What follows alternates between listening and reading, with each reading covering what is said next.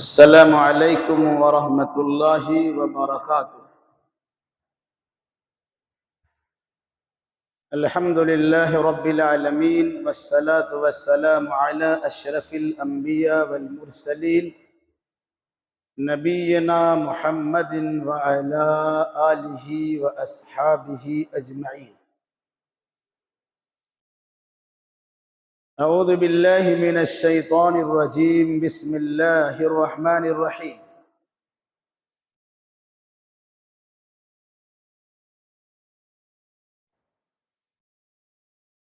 وَأَذِّنْ فِي النَّاسِ بِالْحَجِّ، وقال النبی صلی اللہ علیہ وسلم خذوا عنی مناسککم سبحانک لا علم لنا الا ما علمتنا انک انت العلیم الحکیم۔ رب اشرح لی صدری ویسر لی امری واحلل عقدۃ من لسانی یفقہوا قولی رب زدنی علما۔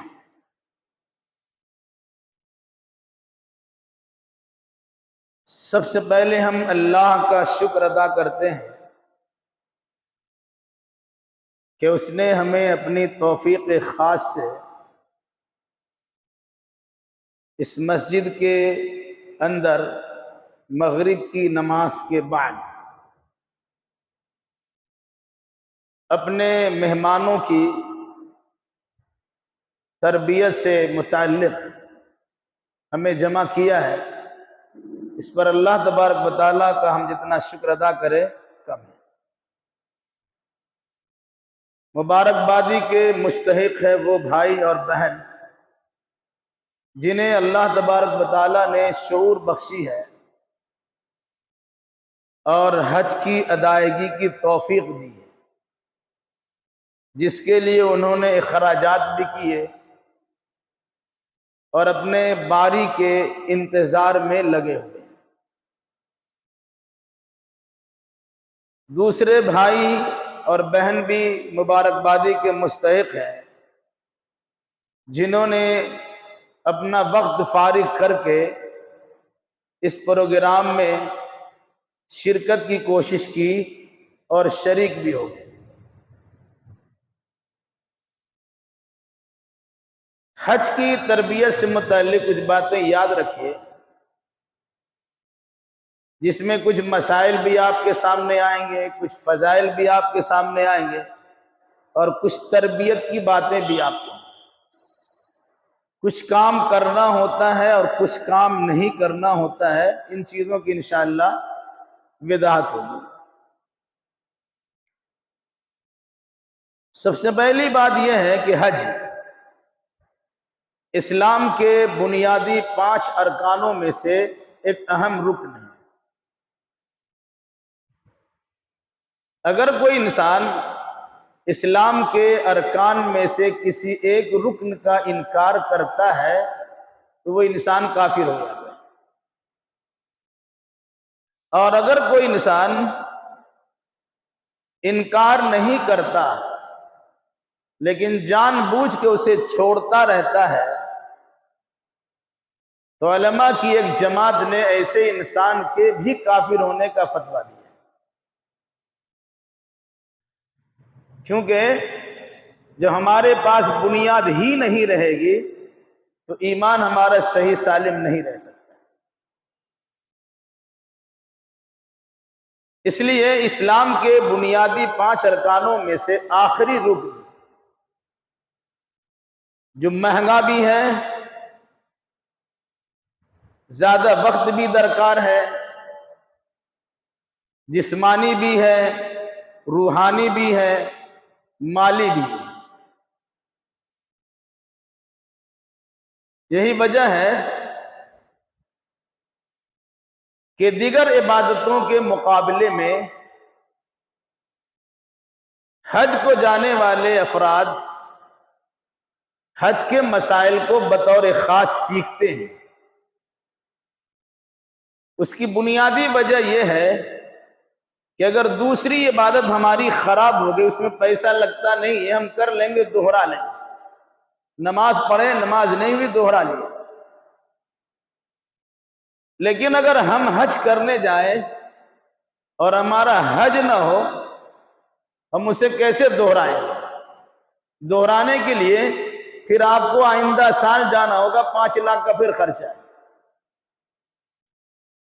تو اس مناسبت سے انسان کوشش یہ کرتا ہے کہ حج میں کسی قسم کی دشواری ہونے کے باوجود ہمارا حج خراب نہ ہونے پائے، اس لیے اسے سیکھا بھی جاتا ہے، جگہ جگہ تربیت کے فرائض انجام دیے جاتے ہیں تو لوگ وہاں پہنچتے بھی ہیں۔ مگر میرا تجربہ یہ ہے کہ عام طور سے جو حج کی تربیت کی جاتی ہے وہ لایانی چیزوں کو بے انتہا بیان کیا جاتا اور ضرورت کی چیزیں اس میں گم ہو کے رہ جاتی۔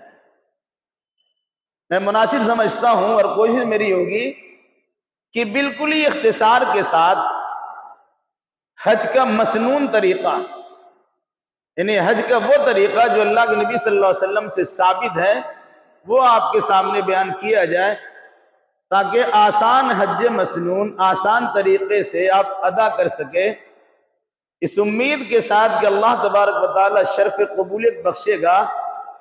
تو آپ حج کی ادائیگی سے اپنے گھروں کو جب واپس ہوں گے، کَيَوْمٍ وَلَدَتْهُ أُمُّهُ، اس طرح گناہوں سے پاک صاف ہو کر واپس ہوں گے گویا آپ کی ماں نے ابھی آپ کو پیدا کیا ہے، یعنی آپ کے جسم پر گناہ کا کوئی داغ دھبا نہیں ہوگا۔ ایسے حج کے لیے کچھ شرائط ہیں، کچھ چیزوں کا خاص خیال کرنا پڑتا ہے۔ مال اگر استعمال کریں گے تو ہمارا مال بھی حلال ہونا چاہیے۔ اپنے جسم کا ہم استعمال کریں گے تو جسم میں خوراک اور غذا بھی حلال کا ہونا چاہیے۔ جسم پر کپڑا پہنیں گے، احرام کپڑا ہو یا کوئی اور کپڑا، وہ کپڑا بھی ہمارا حلال کے پیسے کا ہو۔ علاوہ ازیں لوگوں کے حقوق اگر ہمارے ذمے ہو اسے ادا کر دینے چاہیے۔ کسی کا قرضہ آپ کے ذمے ہے تو جس کا قرض آپ کے پاس ہے اس سے معذرت کر لینی چاہیے اور وقت لے لینا چاہیے۔ جس سے بول چال بند ہے، اختلاف جھگڑا فساد ہے، اس کو حل کر لینا چاہیے۔ آپس کے مسائل درست ہو جائے، کینہ کپٹ، بغض و حسد، عداوت و دشمنی، نفرت اور اس قسم کی چیزوں سے اپنے دل و دماغ کو پاک بھی کر لینا چاہیے۔ ان تمام چیزوں کے ساتھ ساتھ کسی بھی عمل کی قبولیت کے لیے 3 بنیادی شرطیں ہیں، اسے یاد رکھیں۔ پہلی شرط یہ ہے کہ اچھا عمل کرنے والا اچھا ایمان والا ہو، اس کا ایمان درست ہونا چاہیے۔ اگر ایمان نہیں ہے تو جتنا زیادہ اچھا عمل کریں گے آپ کے ایمان کا آپ کے اعمال کا اعتبار نہیں۔ اسی طریقے سے آپ کا ایمان صحیح ہے لیکن آپ نے عمل کیا ہے تو کسی اور کے طریقے کے مطابق کیا ہے، جبکہ عبادت اللہ کی کریں گے اور طریقہ رسول اللہ کا لیں گے۔ اللہ کے رسول صلی اللہ علیہ وسلم کے طریقے کے مطابق اگر ہمارا عمل ہے، چاہے جو بھی عمل ہو، چھوٹا ہو یا بڑا ہو، وہ عمل اگر اللہ کے نبی صلی اللہ علیہ وسلم کے طریقے کے مطابق ہے تو الحمدللہ، اور اگر ان کے طریقے کے مطابق نہیں ہے تو ہمارا مال خرچ کرنا، ہمارا جان صرف کرنا، ہمارا جسم و جان کو تھکاوٹ سے دوچار کرنا، لمبی مدت تک سفر کرنا، کاروبار چھوڑ کر بیوی بچوں سے الگ تلگ ہو کر عبادت میں مشغول ہو جانا، سب بیکار ہو جائے۔ پہلی شرط ایمان ہونا چاہیے، دوسری شرط اللہ کے نبی صلی اللہ علیہ وسلم کی سنت کے مطابق عمل کرنا چاہیے، اور ایک تیسری شرط یہ ہے کہ عبادت، جو بھی عبادت ہو، چونکہ آپ حج میں جائیں گے تو حج کے تعلق سے مان لیجئے حج والی عبادت بھی ریا و نموز سے پاک ہونا چاہیے، دکھاوا نہیں کہ لوگ ہمیں حاجی صاحب کہیں گے، علاقے میں ہماری شہرت ہو جائے گی، بلکہ جس طرح آپ نماز پڑھتے ہیں فریضہ سمجھ کر، جس طرح روزہ رکھتے ہیں آپ فریضہ سمجھ کر، جس طرح زکوٰۃ دیتے ہیں فریضہ سمجھ کر، اسی طریقے سے فریضہ سمجھ کر آپ حج کیجیے۔ آپ دکھانے کی خواہش نہیں رکھتے، لوگ دیکھیں گے ہی ضرور ہے۔ آپ نے حج کیا، لوگ آپ کو دیکھیں گے آپ حاجی صاحب ہیں۔ آپ کو حاجی صاحب بلوانا نہیں ہے، یہ جتانا نہیں ہے کہ ہم نے حج کیا ہے، لیکن آپ نے اگر اللہ کے لیے حج کیا ہے تو اللہ تبارک و تعالیٰ کی جانب سے یہ مقام منصب آپ کو مل جاتا کہ عام لوگوں کے مقابلے میں آپ کا درجہ بڑھ جاتا ہے، لوگ قدر کی نگاہ سے آپ کو دیکھتے رہتے ہیں۔ 3 شرطیں کیا ہوئی؟ ایمان صحیح ہونا چاہیے، عمل اللہ کے نبی صلی اللہ علیہ وسلم کے طریقے کے مطابق ہونا چاہیے، اور جو بھی عمل کرے وہ سارا عمل اخلاص پر مشتمل ہونا چاہیے، ریا و نمو سے پاک ہونا چاہیے۔ ایمان نہیں ہے، اخلاص کے ساتھ سنت رسول کی موجودگی میں کے مطابق آپ نے عمل کیا، بیکار ہے۔ ایمان آپ کا صحیح ہے، ٹھیک ہے، آپ نے اللہ کے نبی صلی اللہ علیہ وسلم کے طریقے کے مطابق عمل نہیں کیا، آپ کا عمل آپ کے منہ پر دے مارا جائے گا۔ آپ کا ایمان بھی صحیح ہے اور اللہ کے نبی صلی اللہ علیہ وسلم کی سنت کی مطابقت بھی ہے، لیکن آپ نے عمل ریا و نمود کے ساتھ کیا ہے، پھر آپ کے اعمال آپ کے اوپر مار دیے جائیں گے اور آپ خالی ہاتھ واپس۔ اس لیے ان 3 بنیادی شرطوں کو اب ذہن میں ہمیشہ بٹھا جائیں۔ اس کے بعد آپ کسی بھی عمل کو کرنے کی کوشش کیجیے۔ بطور خاص حج کا عمل آپ کو توحید کا بھی درس دیتا ہے، سنت کا بھی درس دیتا ہے، بڑے چھوٹے کی تمیز کو مٹانے کا بھی درس دیتا ہے، ایک انداز اختیار کرنے، ایک بولی بولنے، ایک لباس پہننے کی تعلیم بھی دیتا ہے۔ جو بڑے چھوٹے کا امتیاز اور فرق ہوتا ہے اسے مٹانے کا حکم دیتا ہے۔ حج ایک سفر ہے جس میں دشواری بہت ہے، غصہ بہت آتا ہے، شیطان کو انسان مارتا ہے، شیطان سمجھ کر پتھر مارتا ہے ایک دیوار کو، شیطان وہاں بھی انسان کو بہکاتا ہے، اور اس طرح انسان پتھر و کنکر مارتا ہے، ایسا لگتا ہے کہ واقعی شیطان ہی کھڑا ہے اور اسی کو مار رہا ہے۔ یاد رکھیے گا وہ شیطان نہیں ہے۔ ایک جگہ شیطان کا ایک نمونہ بنایا گیا کہ ابراہیم علیہ السلام کو شیطان نے جہاں جہاں روکا تھا قربانی کرنے سے، وہاں انہوں نے پتھر مار کے شیطان کو دور درایا تھا، وہاں شیطان اب موجود نہیں ہے۔ اس عمل کی نقالی کی جاتی ہے جس کا مقصد یہ ہوتا جہاں کہیں بھی شیطان ہم کو برغلائے گا، بہکائے گا، ہم وہاں اسے دور درائیں گے اور دھتکار کے بھگا دیں گے۔ اس چیز کو یاد کرانے کے لیے ابراہیم علیہ السلام کے واقعہ کی ایک مثال آپ کے سامنے رکھی گئی اور کہا کہ ان تینوں جمرات کو کنکر ماریے، جو پیلر کھڑا کر دیا گیا، چھوٹا، مجلا اور بڑا، ان تینوں کنکری ماری۔ اس کی تفصیل آپ کے سامنے آئے گی۔ علاوہ اس کے ذہن میں یہ بات یاد رکھیے کہ آپ اگر حج کرنے جا رہے ہیں تو آپ کی توحید درست ہونی چاہیے۔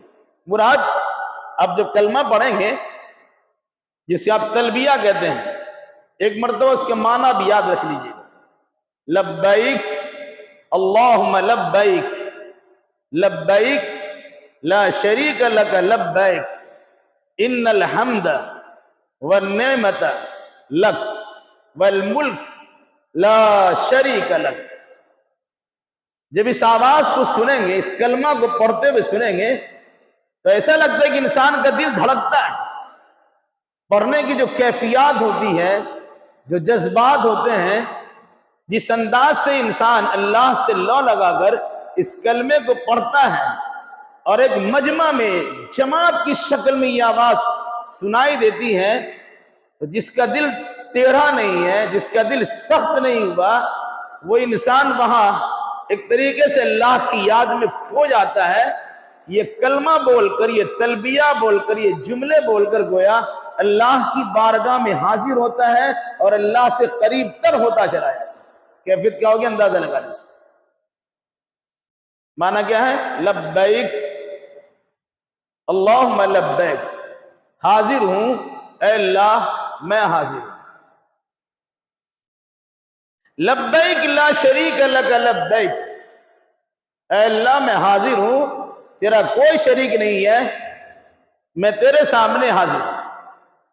ان الحمد والنعمت لک والملک، اے اللہ ساری تعریف تیری ہے، ساری نعمت بھی تیری ہی ہے، ساری بادشاہت بھی تیری ہی ہے، لا شریک لک، تیرے ساتھ کوئی شریک نہیں۔ کتنا زبردست کلمہ، اندازہ لگا لیے، یہ توحید کا زمزمہ ہے، یہ توحید کا غلغلہ ہے، یہ توحید کا برملا اعلان ہے کہ انسان عقیدہ و نظریے کے مطابق تو توحید کو مانتا ہی ہے، مجمع میں لاکھوں کی تعداد میں ایک ساتھ، ایک لباس میں، ایک انداز میں، ایک جگہ پر پوری دنیا سے لوگ جمع ہو کر کے یہ نعرہ بلند کرتا ہے، یہ کلمہ بلند کرتا ہے، تلبیہ بلند کرتا ہے۔ اس کا مقصد کیا ہوتا ہے کہ آدمی موحد بن جائے، توحید پرست بن جائے، اللہ کی صرف اللہ ہی کی بندگی کرنے والا بن جائے، اللہ کی ذات میں، صفات میں، عبادات میں، تصرفات میں، علوم و اختیارات میں کسی بھی انسان کی شرکت کسی بھی صورت میں گوارا ہی نہیں کرنا ہے، یہ توحید۔ اس کے ساتھ دوسری چیز جو سب سے اہم ہے وہ یاد رکھیے گا کہ انسان توحید کو ماننے کے لیے تو تیار ہو جاتا ہے کہ میں عبادت تو اللہ ہی کے لیے کرنی ہے، لیکن اطاعت و فرما برداری، بندگی کا سلیقہ و طریقہ انسان ادھر ادھر سے لے لیتا ہے۔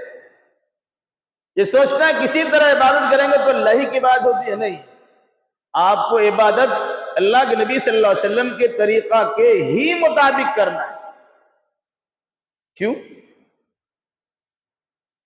ذہن آپ کا وہاں کام نہیں کرے گا، شیطان کبھی آپ کو بہکا بھی سکتا ہے۔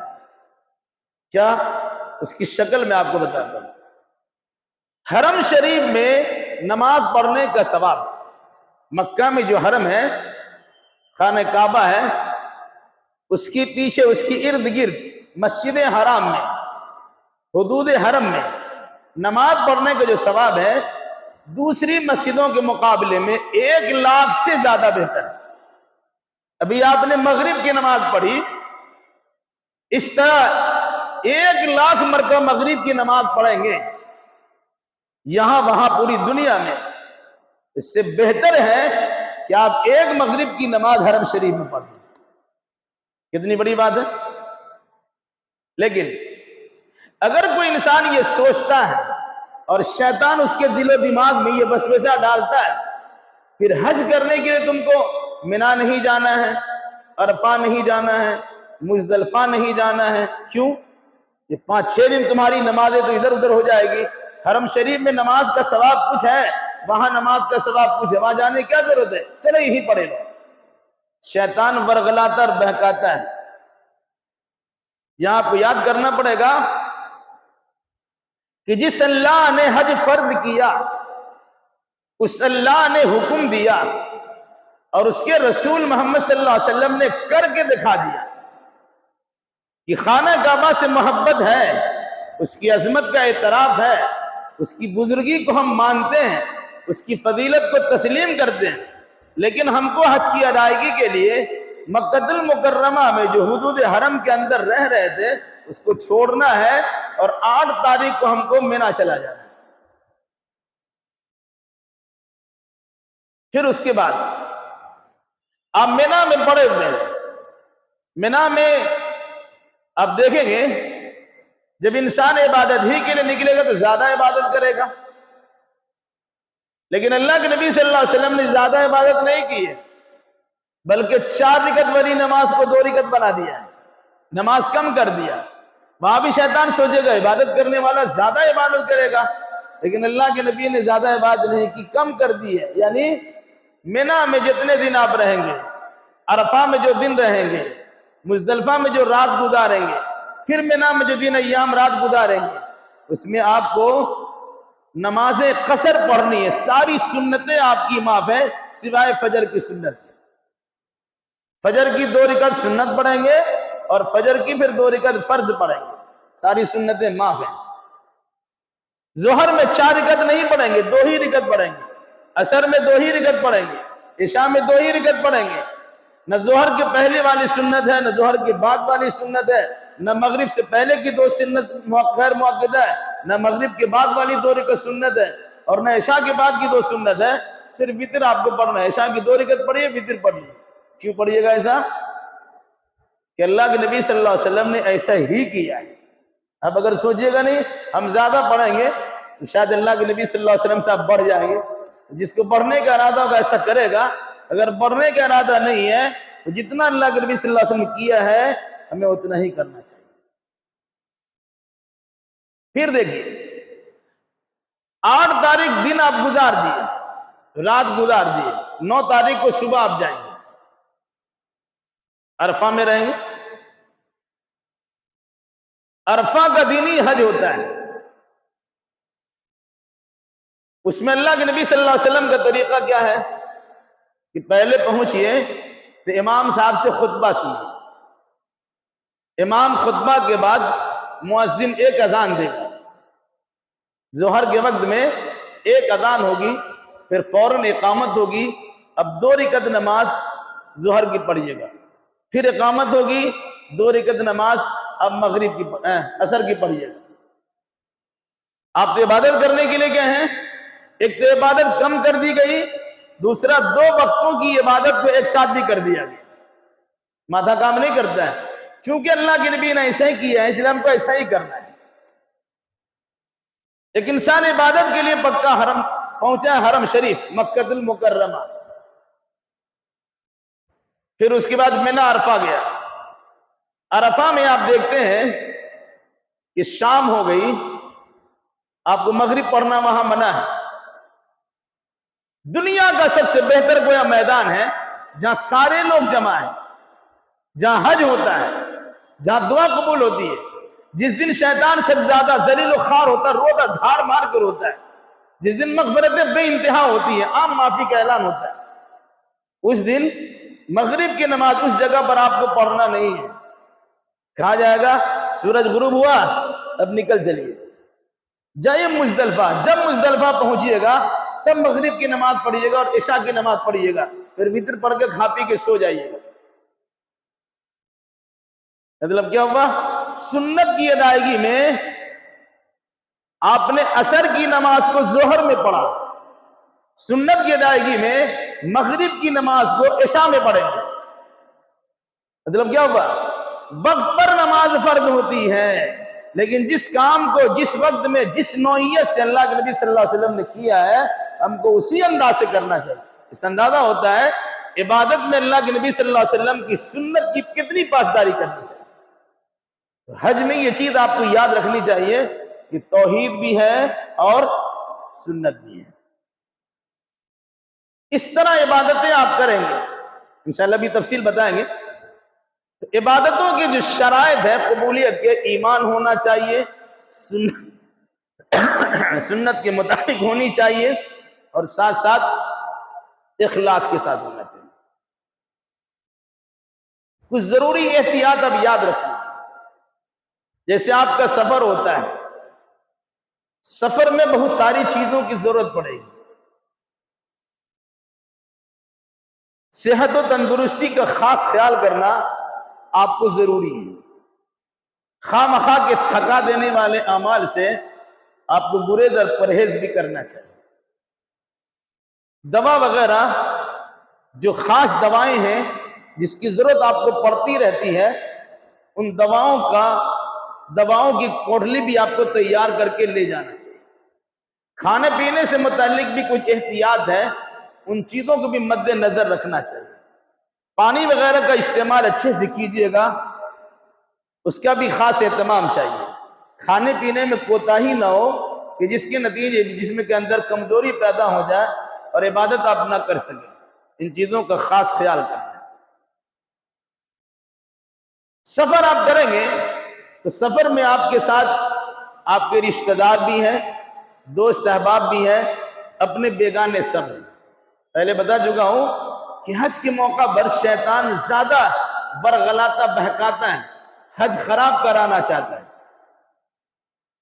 قرآن مقدس نے کہا کہ جو انسان حج کرتا ہے فلا رفث ولا فسوق ولا جدال فی الحج۔ رفث ادھر ادھر کی بات جو میاں بیوی سے ہوتی ہے، ہنسی مذاق کی باتیں، ملنے ملانے کی باتیں وہ نہیں کر سکتے۔ فسوق گالی گلوچ گناہ وغیرہ کام نہیں کر سکتے۔ جدال آپس میں جھگڑ نہیں سکتے۔ لیکن اس سفر میں جھگڑا بہت ہوتا ہے، شوہر بیوی میں جھگڑا ہوتا ہے، دوست دوست میں جھگڑا ہو جاتا ہے، خواہ جھگڑا ہوتا ہے، عبادت کرنے کے لیے جھگڑا ہو جاتا ہے۔ تو اس چیز سے گریز کرنے کی ضرورت ہے، گوارا کرنے کا اور برداشت کرنے کا مادہ اپنے اندر پیدا کیجیے، کیونکہ آپ ایک موٹی رقم خرچ کر کے حج کرنے کے لیے جا رہے ہیں۔ اگر حج ہمارا برباد ہو گیا تو نہ یہاں کے رہے نہ وہاں کے رہے، نہ ادھر کے رہے نہ ادھر کے رہے، پیسہ بھی گیا، محنت بھی گئی، وقت بھی گئے، اور کچھ ثواب بھی نہیں ملا، الٹا گناہ گار ہو گئے۔ ان چیزوں کا خاص خیال کرنا۔ جب یہ سارے شرائط پورے ہو گئے، اب حج کی ادائیگی کے لیے آپ کو نکلنا ہے، تو کچھ باتیں آپ یاد رکھیں۔ اس مرتبہ کولکتہ سے لوگ جا رہے ہیں تو پہلے ان کو مدینہ پہنچائیں گے، ہے نا جی؟ مدینہ کا سفر ہے تو پہلے مدینہ جائیں گے نا جی۔ جب آدمی جدہ جاتا ہے تو اپنا ایئرپورٹ سے احرام کپڑا پہنتا ہے، چونکہ آپ جدہ نہیں جا رہے ہیں اس لیے احرام کپڑا پہننے کی یہاں کوئی ضرورت ہی نہیں۔ اب چونکہ مدینہ جا رہے ہیں، مدینہ میں ہفتہ عشرہ رکیں گے، ہفتہ رکیں گے، 10 دن رکیں، جو سہولت ہو۔ اس کے بعد آپ مکہ آئیں گے۔ اس لیے میں کچھ باتیں یاد رکھیے۔ اپنا سامان اور لیگیج جو آپ کے ساتھ جائے گا اس کا خاص خیال رکھیے گا۔ ایک ہی انداز کا بیگ اور لیگیج سب کے پاس ہے۔ یہاں تو آپ نے ایئرپورٹ میں ڈال دیا، مدینہ میں آپ کو ایئرپورٹ پہ وہ سامان ملے گا جو ایئرپورٹ پہ چکر ہوتا ہے جس پہ سامان آپ کا آتا ہے۔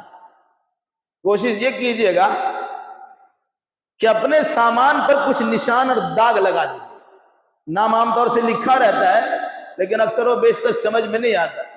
کوئی لال کپڑا ڈال دیا، کچھ پلاسٹک باندھ دیا، کچھ بھی ایک پہچان کی شکل لگا دیا، تو دور سے آپ دیکھیں گے آپ کا سامان آ رہا ہے، آپ اسے اتار کے ٹولی میں رکھ لیجیے۔ دوسری بات، آپ کے ساتھ جو لوگ ہیں، ہو سکتا ہے اللہ نے آپ کو طاقتور بنایا ہے، کچھ کمزور لوگ بھی آپ کے ساتھ ہیں، وہ بھی اللہ کے گھر پہنچ رہے ہیں، اللہ کی عبادت و بندگی کرنے کے لیے جا رہے ہیں، کمزوری کی بنیاد پر وہ سارا کام نہیں کر سکیں گے، تو آپ اپنے عبادت میں حسن کو بڑھا دیجیے، خوبصورتی بڑھا لیجیے۔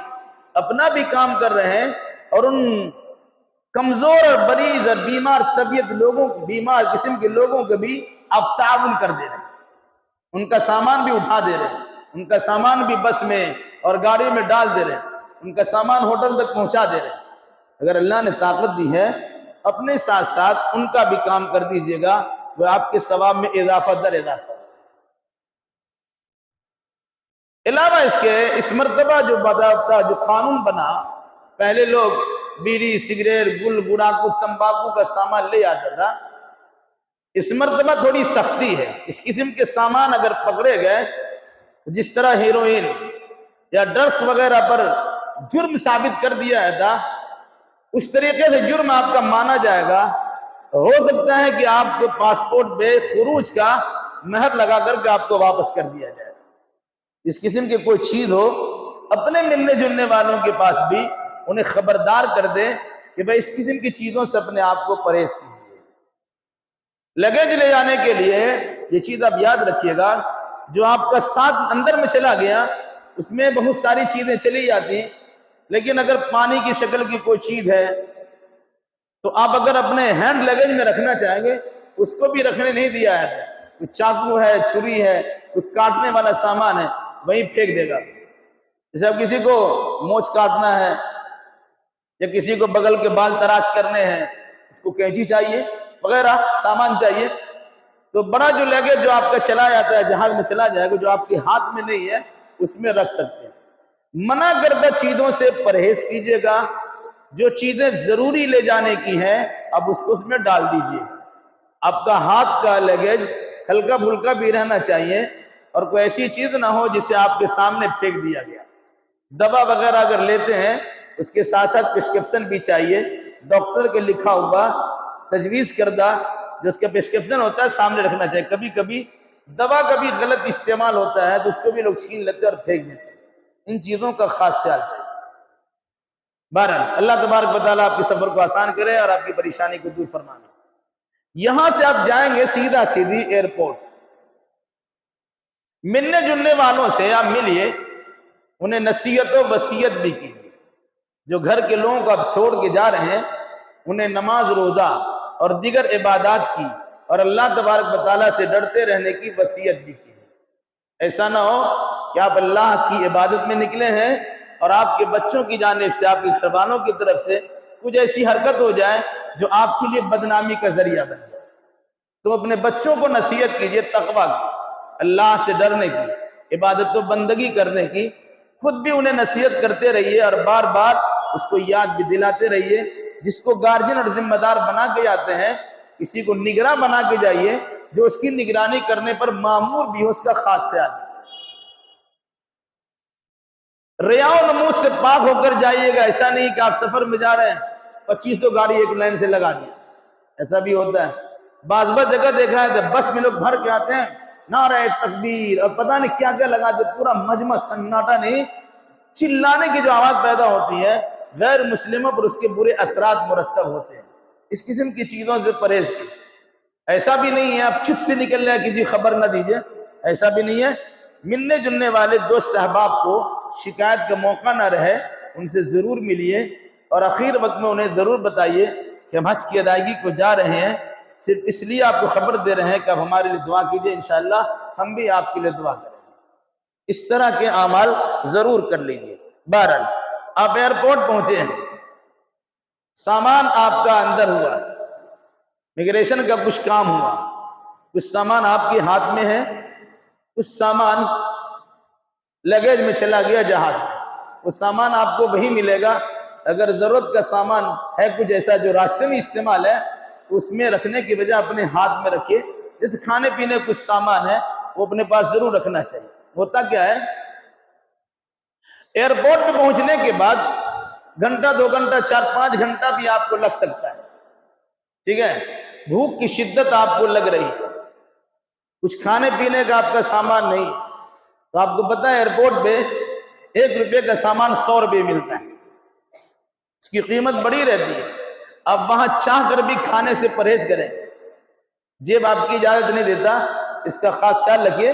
کچھ کھانے پینے کا سامان ضرور رکھیے گا، بلکہ اگر ہو سکے زیادہ رہے تو اپنے پڑوس والوں کو، اپنے ساتھ رہنے والوں کا بھی خیال کر لیجئے گا. ہو سکتا ہے ان کے پاس سامان ہو لیگیج میں چلا گیا نہیں ہے، بیچارہ آپ کے سامنے ہے، آپ کھا رہے ہیں اور بیچارہ سوچ سوچ کے پریشان ہوتا ہے کاش کہ میرے پاس بھی ہوتا.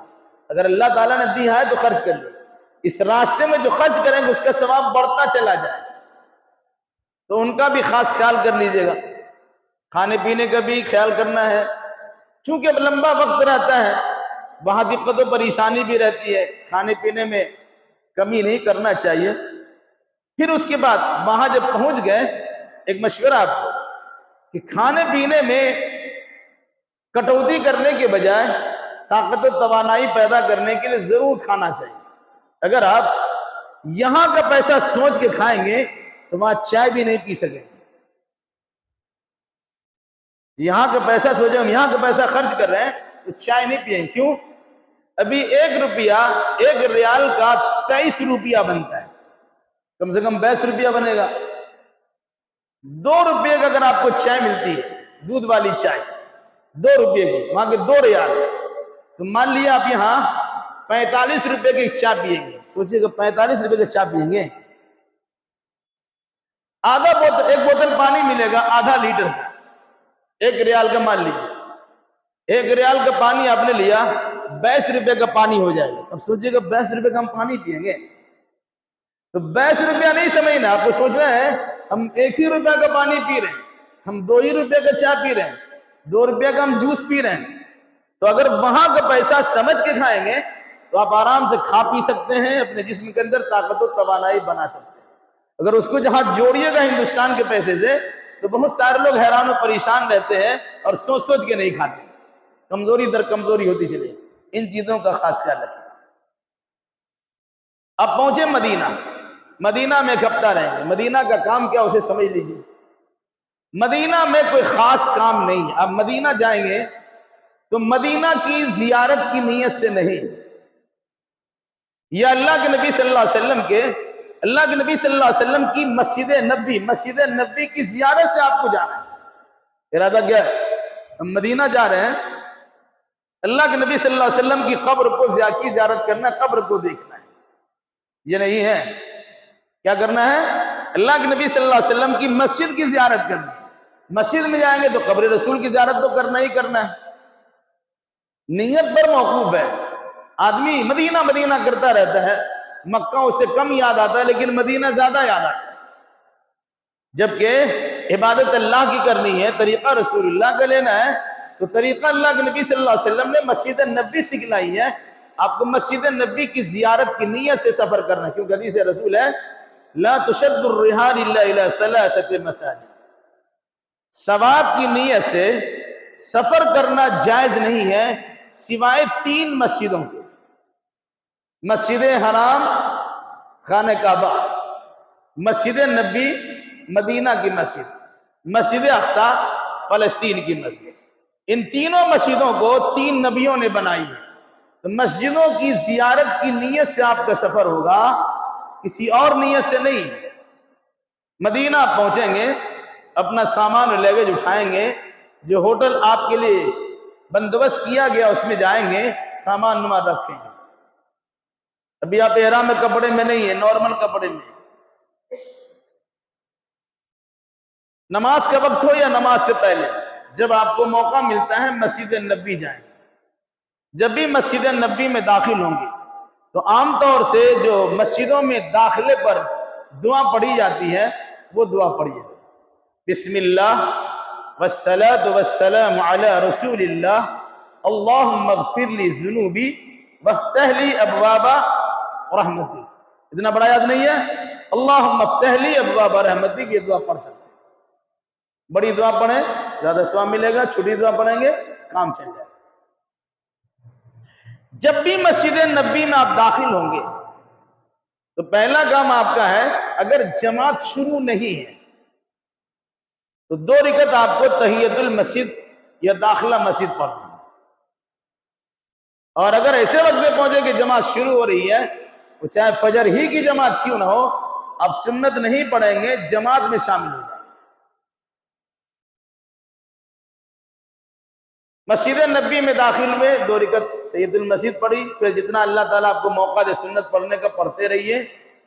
پھر فرض نماز کا وقت ہو، فرض نماز پڑھیں، یا قبر کی زیارت کرنے کے لیے آپ کو جانا ہے۔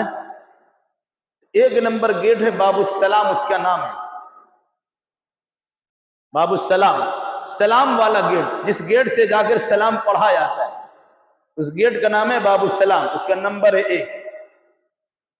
1 نمبر گیٹ سے آدمی داخل ہوتا ہے، مان لیے وہاں سے داخل ہوا، ایسے سیدھے آتے ہیں۔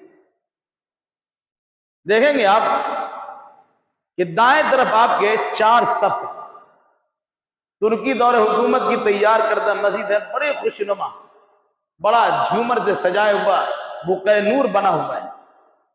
اب جہاں سے گزریں گے تو آپ ایک گھر دیکھیں گے جس گھر کو 3 دیوار سے گھیرا گیا، اس میں اللہ کے نبی صلی اللہ علیہ وسلم کی قبر ہے، ابوبکر صدیق کی قبر ہے، عمر فاروق کی قبر ہے۔ اب جب باب السلام سے داخل ہوں گے دیکھیں گے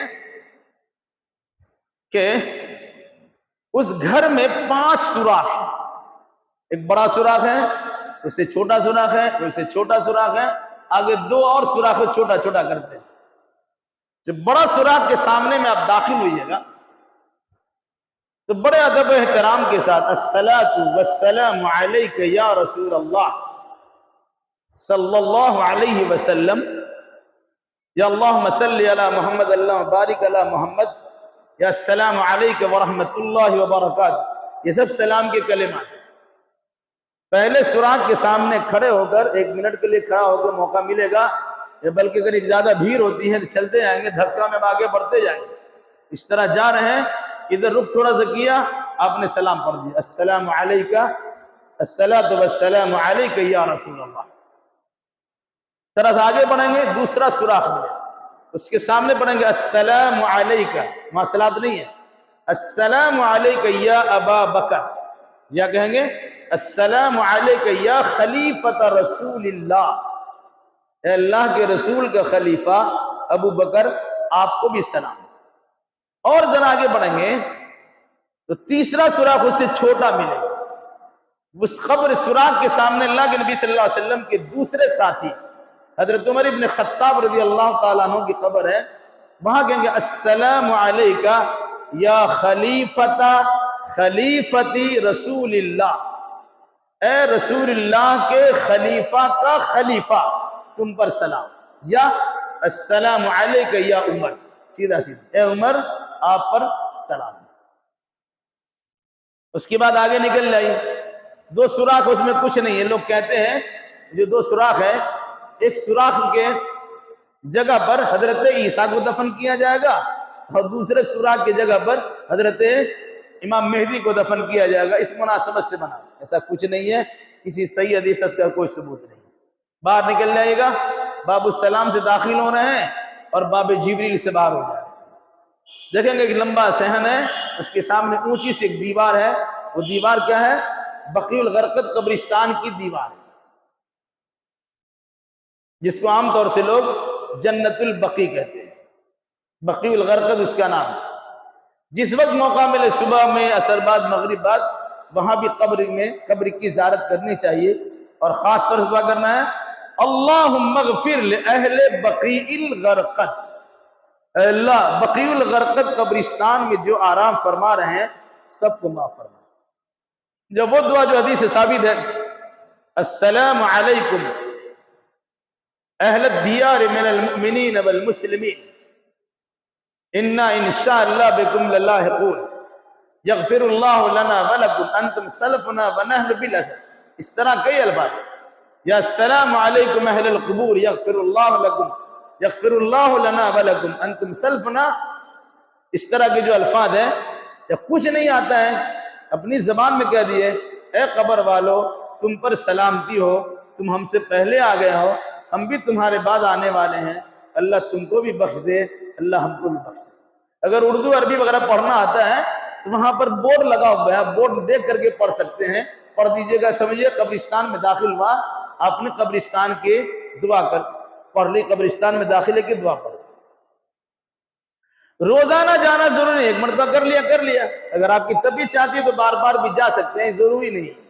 چونکہ آپ مدینہ پہنچے ہیں، قبر رسول کی زیارت کی ہے، اللہ کے نبی صلی اللہ علیہ وسلم کی قبر کی زیارت کرتے ہوئے مسجد نبوی کی بھی زیارت ہوئی، قبر رسول کی زیارت ہوئی، بقیع الغرقد قبرستان کی زیارت ہوئی. اس کے علاوہ شہدائے احد کی جنگ میں جو شہید ہوئے تھے، وہاں ایک جگہ ہے احد کی پہاڑی کے دامن میں ایک جگہ گھرا ہوا ہے، اور 70 شہیدوں کو ایک ہی جگہ جمع یعنی دفن کیا گیا.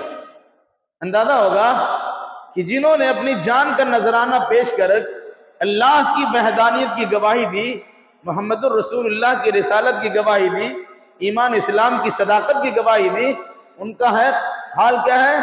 قبر میں پڑے ہوئے ہیں. کوئی تاج محل کی طرح محل بنا ہوا نہیں، ویسی قبر ہے.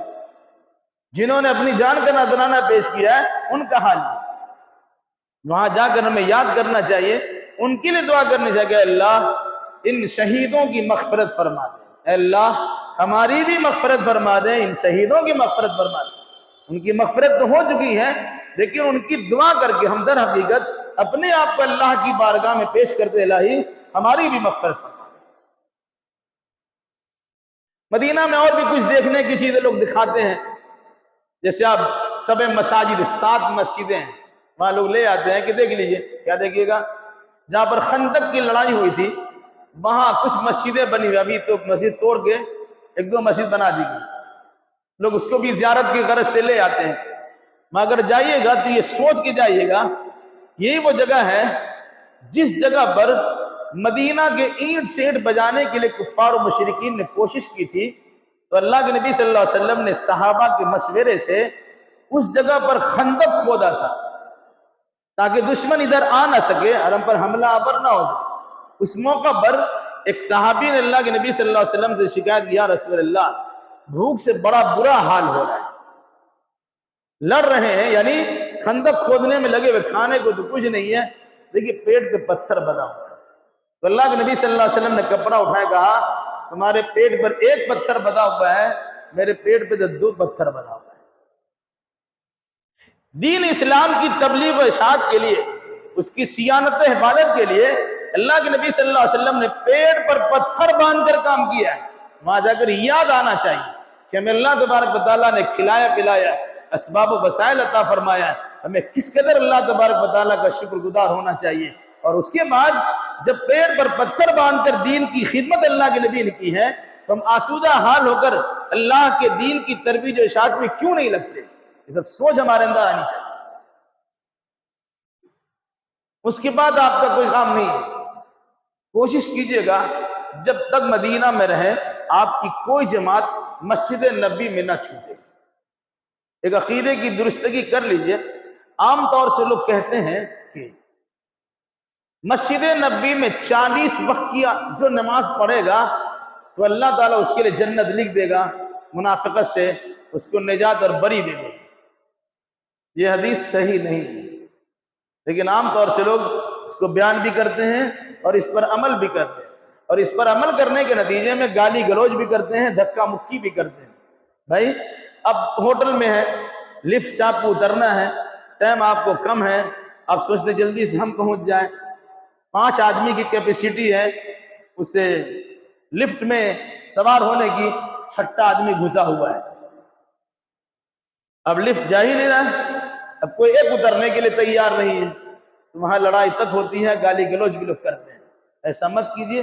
اگر آپ کو جانا ہے نماز کے لیے اور ضرور جانا چاہیے تو وقت سے پہلے نکل جائیں، کوئی ضروری نہیں ہے کہ ہم عین موقع ہی پہ نکلیں گے، کبھی ایسا ہو سکتا ہے کہ آپ کی جماعت چھوٹ جائے گی، اس نیت سے کہ جماعت نہ چھوٹے، اس نیت سے نہیں کہ ہم کو 40 وقت کی نماز پوری کرنی۔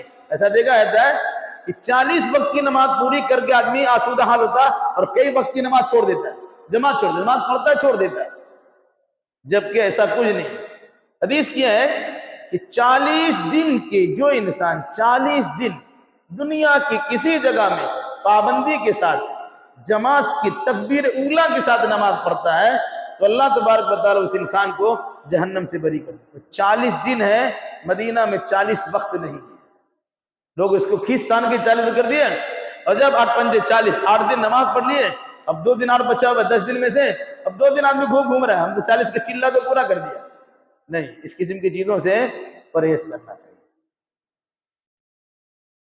تو مدینہ میں آپ کا قیام رہا، 10 دن آپ کے پورے ہو گئے، کھائیے پیجئے، کھجور وہاں ہے، کھجور کا استعمال کیجئے۔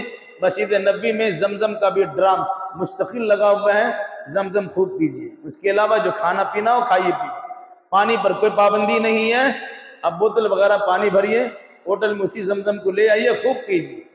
عام پانی خریدیے گا، 1 ریال میں آدھا لیٹر ملے گا، زمزم کا پانی ہے، مسجد نبی کے گرد میں لگا ہوا پانی ہے، آپ آرام سے پانی پیجئے، اس میں شرمانے کی ضرورت نہیں ہے۔ اللہ کے گھر میں سب کا حق ہے، لوگ کہیں گے پانی خرید کے نہیں پیتے ہو، وہاں سے لیتے ہو، اس پر توجہ دینے کی ضرورت ہی نہیں ہے، اب آرام سے آپ ہی کے لیے پانی رکھا گیا، اب آرام سے پیجئے۔ یہ تو معاملہ آپ کا ہو گیا۔ اب اس کے بعد آپ جائیں گے جو اصل کام کے لیے جا رہے ہیں، تو سب سے پہلے آپ عمرہ کی غرض سے مکۃ المکرمہ جائیں گے۔ آپ کا سارا سامان وہاں پر پھر بس میں چلا جائے گا۔ اپنے ہاتھ میں لگیج رکھیے گا جس میں احرام کے دونوں کپڑے آپ کے ساتھ ہونے چاہیے۔ خدا نہ خواستہ راستے میں کپڑے بدلنے کی ضرورت پڑ گئی، کسی کا پیٹ خراب ہو گیا، کسی کے ساتھ کچھ پریشانی ہوگی، دوسرا کپڑا آپ کا نہیں ہے، آپ پریشان ہو جائیں گے۔ ایک کپڑا پہننے کے لیے رکھیے گا، ایک کپڑا الگ سے آپ ہینڈ لگیج میں رکھیے گا، آپ کے اپنے ہاتھ میں جو بیگ ہو اس میں رکھیے۔ اپنا ہوٹل سے نہا دھو کر فارغ ہو لیجیے۔ مدینہ سے 10 کلومیٹر کے فاصلے پر ایک مسجد ہے، مسجد ذوالحلیفہ، جس کو آج کل ابیار علی بولتے ہیں۔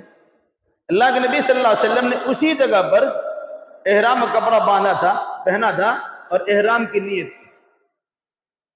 تو آپ بس والے آپ کو وہاں لے جائیں گے، مسجد کے گرد رکھ دیں گے، بس نمبر ضرور یاد کیجیے، کیونکہ آپ وہاں سے آپ کا سلسلہ شروع ہوا، گم ہونے کا زیادہ خطرہ رہتا ہے۔ 100 سے زیادہ بس لگا ہوا ہے، کون سا بس میں اترے تھے، کون سا بس میں چڑھیں گے، دقت ہو جائے گی۔ تو بس کا نمبر ضرور یاد رکھیے، موبائل وغیرہ ہو تو فوٹو کھینچ کے رکھ لیجیے گا تاکہ بھول نہ ہو، قلم کاپی رکھیے، کم سے کم اس کو لکھ کے رکھیے گا میرا بس نمبر یہ ہے، تاکہ آپ اب اترے وہاں، آپ کو چھوڑ دیا جائے، مسجد میں جائیے، غسل کرنا تو غسل کر لیجیے، نہیں تو وضو کر لیجیے، مسجد میں آئیے، پھر احرام کا کپڑا پہن لیجیے، کپڑا پہننے کے بعد آپ نیت کر لیجیے، پھر آپ نکلے بس تلاش میں، اسی انداز کے تو بہت سارا بس ہے، کس نمبر میں تھے آپ گھوم رہے ہیں، تو بس کا نمبر یاد رکھیے، وہاں دقت و پریشانی ہوتی ہے، اور آپ ایک کی وجہ سے پورا بس والے پریشان رہتے ہیں، آپ کھوئے ہوئے ہیں، وہ آپ کو چھوڑ کے نہیں آئے، تو اس کی گنتی میں آ چکے آپ، اتنے حاجی ہمارے پاس ہے، آپ کا پاسپورٹ بس والے کے پاس ہے، آپ کے پاس نہیں ہے، وہ دے دیا اس کو، وہ گنتی جب تک پورا نہیں کرے گا وہ آپ کے لے کے آگے ہی نہیں بڑھے گا۔ تو اگر آپ چھوٹ گئے، ایک دو آدمی، پورا بس آپ کے انتظار میں سب پریشان ہوتے ہیں، پھر آپ دیر میں جائیں گے تو سب آپ کو جھاڑیں گے بھی، خواہ مخواہ لڑائی، دنگا فساد، اختلاف کی نوبت آ جائے گی۔ اس لیے اس کا خاص خیال کیجئے گا کہ آپ کو جانا ہے تو نمبر وغیرہ نوٹ کر لینا۔ مسجد ذوالحلیفہ میں اگر کوئی نماز کا وقت ہے، ایسے وقت میں آپ کا بس پہنچا، ظہر کا وقت ہو کہ عصر کا وقت ہو، کسی نماز کا وقت ہو، تو نماز پڑھنے کے بعد اب احرام کا کپڑا پہن لیجئے گا، اور لبیک عمرہ، یا اللہم لبیک عمرہ، اے اللہ میں عمرہ کی نیت سے حاضر ہو رہا ہوں، اے اللہ میں عمرہ کی نیت سے حاضر ہو رہی ہوں، یہ نیت کر لینا ہے۔ اور اگر کوئی نماز کا وقت نہیں ہے تو مسجد ذوالحلیفہ میں وضو کرنے کے بعد اب 2 رکعت نماز تحیۃ الوضو یا تحیۃ المسجد کی نیت سے پڑھ لیجئے، اور اس کے بعد احرام کا کپڑا پہن لیجئے۔ عام طور سے احرام کا کپڑا پہننے کے بعد لوگ 2 رکعت نماز پڑھواتے ہیں، یاد رکھیے گا، احرام کپڑا پہننے کے بعد احرام کی نیت کرنے کے لیے 2 رکعت تو ثابت نہیں ہے، ہاں احرام کپڑا پہننے سے پہلے تحیۃ المسجد کی نیت سے یا تحیۃ الوضو کی نیت سے 2 رکعت پڑھنا ثابت ہے، اس کو پڑھ لیجیے۔ احرام کپڑا پہننے سے پہلے کچھ کام کرنا ہے، کیا کام کریں گے آپ؟ نیچے کے تہبند یا لنگیاں پہنے ہوئے ہیں، اوپر کا کپڑا آپ نے کھول دیا، یہ مرد کے لیے۔ جسم میں جہاں چاہیں آپ عطر لگانا عطر لگا سکتے ہیں، یہ الگ سی بات ہے کہ احرام کپڑا پہننے کے بعد بھی اس کی عطر کی خوشبو آپ کو سنائی دے یا اس کی چمک دکھائی دے، اس پر فرق نہیں پڑتا۔ احرام کی نیت کرنے سے پہلے یا احرام کپڑا پہننے سے پہلے اپنے بدن پہ آپ خوشبو لگا لیجیے، اس کے بعد آپ احرام کپڑا پہنیے، پہلے آپ نیچے تہبند پہن لیجیے، ابھی ہم پہن کے دکھائیں گے، پھر اس کے بعد اوپر کا چادر اوڑھ لیجیے، جس طرح چادر اوڑھتے ہیں، سر پہ ڈھانک رکھتے ہیں، کندھے پہ رکھ لیجیے۔ اس کے بعد کہیے گا اللہم لبیک عمرہ، اے اللہ میں عمرہ کی نیت سے تیری بارگاہ میں حاضر ہونا چاہتا ہوں۔ اس کے بعد سے آپ شروع کریں گے لبیک اللہم لبیک لبیک لا شریک لک لبیک ان الحمد والنعمت لک والملک لا شریک لک۔ جتنا بار پڑھ سکتے ہو پڑھیے، مرد حضرات زور سے پڑھیں گے، عورتیں آہستہ پڑھیں گے۔ مرد کے لیے احرام کے 2 بے سلے ہوئے کپڑے ہوتے ہیں، عورتوں کے لیے کپڑے وہی ہیں جو معمول کے مطابق پہنتی ہیں، ہاں ان کا چہرہ کھلا رہے گا، ان کا ہاتھ کھلا رہے گا، وہ موزہ اگر پہننا چاہیں تو موزہ پہن سکتی ہے۔ مرد کے کپڑے صرف 2 ہیں، پورے سر سے لے کے پیر تک، تیسرا کوئی کپڑا نہیں، انڈر ویئر وغیرہ بھی پہننے کی اجازت اور گنجائش نہیں ہے، پورا 2 کپڑا چاہیے۔ عورتیں اپنے معمول کے مطابق جو کپڑا پہنتی ہیں، عورتوں کے لیے احرام کی نیت شرط ہے، مردوں کے لیے احرام کا کپڑا بھی ہے اور احرام کی نیت بھی، اسے یاد رکھیے۔ احرام کا کپڑا پہنا، اس وقت تک آپ احرام میں داخل نہیں ہوئے جب تک کہ نیت نہیں کرتے، زبان سے نیت کرنا وہاں ضروری ہے. کہیں گے اللہم لبیک عمرہ تو آپ کو احرام کی پابندی میں چلے آئے. اگر آپ کے بغل میں آپ کی بیوی ہے، اب بوس و کنار نہیں ہو سکتے، ہنسی مذاق نہیں کر سکتے، آپ احرام کے کپڑے پہن کر سفر کر رہے، لمبا سفر ہے، 5-6 گھنٹہ کا سفر ہے، سوچا اسی میں کسی کے شادی بیاہ سے متعلق بات کر لیتے ہیں. نکاح کے شادی بیاہ سے متعلق بات چیت بھی نہیں کر سکتے، خوشبو لگا نہیں سکتے، ناخن کاٹ نہیں سکتے، بال توڑ نہیں سکتے، گالی گلوچ نہیں کر سکتے، تاک جھانک نہیں کر سکتے، جھگڑا جھنجھٹ نہیں کر سکتے. ان تمام چیزوں سے پورے طور سے پاک ہو کر صرف لو لگانا اللہ تبارک و تعالیٰ سے ہے، اور اللہ کی بارگاہ میں بار بار پڑھنا ہے لبیک اللہم لبیک لبیک لا شریک لک لبیک ان الحمد والنعمت لک والملک لا شریک لک. پڑھتے ہوئے جائیے. راستے میں لین ہوٹل ملتا ہے جہاں کچھ کھانے پینے کا موقع فراہم کیا ہے، جائیے، جو کھانا ہو سہولت کے مطابق آپ کھا سکتے ہیں، پینا ہو پی سکتے ہیں. نماز کا وقت ہے، نماز پڑھیے. بغل میں جہاں مسجد ہوتی ہے وہیں پیٹرول پمپ بھی ہوتا ہے، وہیں ہوٹل بھی ہوتا ہے. مسجد کے 2 حصے ہوتے ہیں، کچھ حصہ میں عورتیں نماز پڑھتے ہیں، کچھ حصہ مرد نماز پڑھتے ہیں. ساری سہولت ہے. آپ اپنے گھر کے خاتون کو یہ خبردار بھی کر دے کہ یہاں ہم لوگ نماز پڑھیں گے، آپ بھی بس کا نمبر نوٹ کیجئے اور پھر یہاں پر آپ کو حاضر ہو جانا ہے. کیونکہ ایک جگہ پر بہت سارے بس لگے رہتے ہیں اور ایک ہی تقریباً رنگ کے ہوتے ہیں، ایک ہی کمپنی کے ہوتے ہیں، تو دقت و پریشانی. ان چیزوں کو ذرا سا خیال میں رکھنا. تلبیات پڑھتے ہوئے مکہ المکرمہ آپ پہنچیں گے. 5 گھنٹہ 6 گھنٹہ جو بھی ہو جائے، یا اور اگر ٹرین میں لے آئے تو اس سے اور کم ٹائم لگے گا. مدینہ سے مکہ پہنچے، مکہ پہنچنے کے بعد اپنا سامان ہوٹل میں رکھا. مدینہ میں آزاد تھے لیکن ابھی مکہ پہنچے ہیں تو پابندی میں. پابندی کیا ہے؟ پابندی اب احرام کی پابندی ہے. جب احرام کی پابندی ہے تو بہت ساری چیزوں سے کنارہ کشی اختیار کرنا ہے، بچ کے رہنا ہے. ہوٹل میں آپ گئے، آپ کو ایسا لگتا ہے کہ 5-6 گھنٹہ کا سفر ہو گیا، کچھ دقت و پریشانی ہے، نہانے کی طبیعت چاہ رہی ہے، تھکاوٹ بھی ہو رہی ہے، تو آپ چاہیں تو نہا بھی سکتے ہیں، احرام کپڑا بدل بھی سکتے ہیں. احرام ٹھیک ٹھاک ہے، اندر جا کے گمچھا پہن کے نہا لیجئے، پھر احرام کپڑا پہن کے آ جائے. احرام کھولنے سے احرام سے آدمی خارج نہیں ہو جاتا ہے، احرام کپڑا بدلا جا سکتا ہے. اگر گندا ہو گیا دوسرا لے لیجئے. نہانے کی نوبت آ رہی ہے، گمچھا پہن کے نہا لیجئے، احرام اسی کو پہن لیجئے. اگر لگتا ہے کہ نہیں ہم دوسرا ہمارے پاس احرام ہے ہم اس کو پہن لیں گے، اس احرام کپڑا پہن کے بھی نہا سکتے ہیں. جب سہولت آپ کو ہی مکہ المکرمہ میں، کچھ کھائیے پیجئے، طاقت پیدا کیجئے. اب آپ کو جانا ہے عمرہ کرنے کے لیے. عمرہ کے لیے کوئی وقت متعین نہیں ہے، جس وقت آپ جائیں گے چاہیں گے جا سکتے ہیں. پہلی بار جانے میں دقت و پریشانی ہوگی، کوشش یہ کیجئے گا ایک گروپ میں جائیے، گروپ والوں کو بھی کچھ نشان متعین کر دیجئے گا. بھائی ہو سکتا ہے کہ ہم لوگ اتنا آدمی ہیں، لاکھوں آدمی ایک ساتھ کر رہے ہیں، آگے پیچھے ہو جائیں گے، تو آپ تلاش کرنے کے بجائے اب یہ کام کر لیجئے. 7 چکر اگر خانہ کعبہ کا لگانا ہے تو گنتی کا حساب رکھیے، 7 چکر کرنے کے بعد فلاں جگہ پر ٹھہر جائیے. جس حجر اسود کے پاس ختم ہو رہا ہے اسی کی سیدھ میں پیچھے آ جائیے، وہاں انتظار کیجئے، انشاءاللہ مل جائیں گے. ساتھ چل رہے الحمدللہ، ہاتھ پکڑ کے چل سکتے ہیں الحمدللہ. کبھی ایسا ہوا کہ کھو جانے خطرہ ہے، ان کو یہ بتا دیا جائے کہ فلاں جگہ پر آ جائے. صفا مروہ کے درمیان دوڑ لگایا، ٹھیک ہے تم کو بھی 7 چکر کرنا، ہم کو بھی کرنا ہے، آگے پیچھے ہو گئے، 7 کی جب گنتی پوری ہو جائے تو فلاں جگہ پہ رک جانا.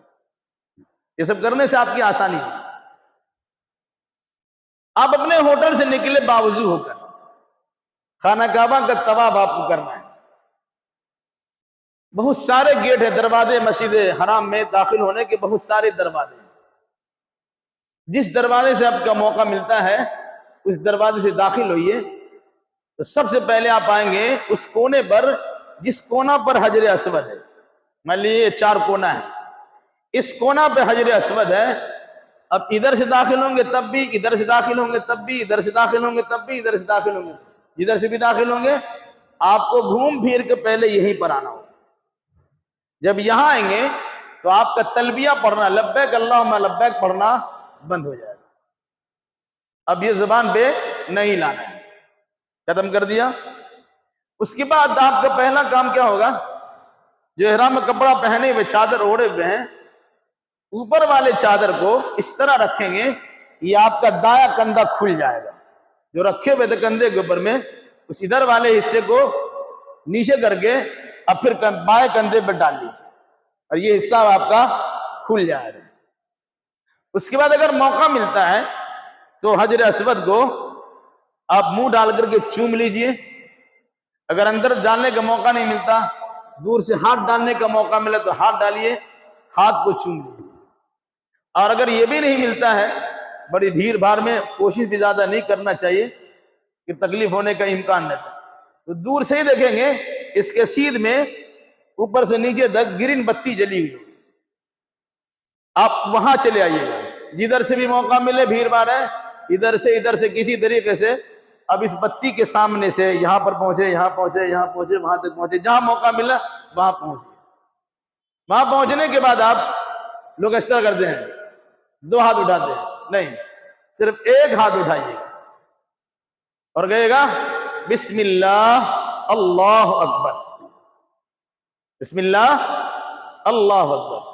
اس کے بعد اب یہ کعبہ آپ کا بائیں طرف ہو گیا، یہاں سے آپ چلیں گے، کعبہ آپ کا بائیں طرف ہے اور آپ دائیں طرف سے چل رہے ہیں۔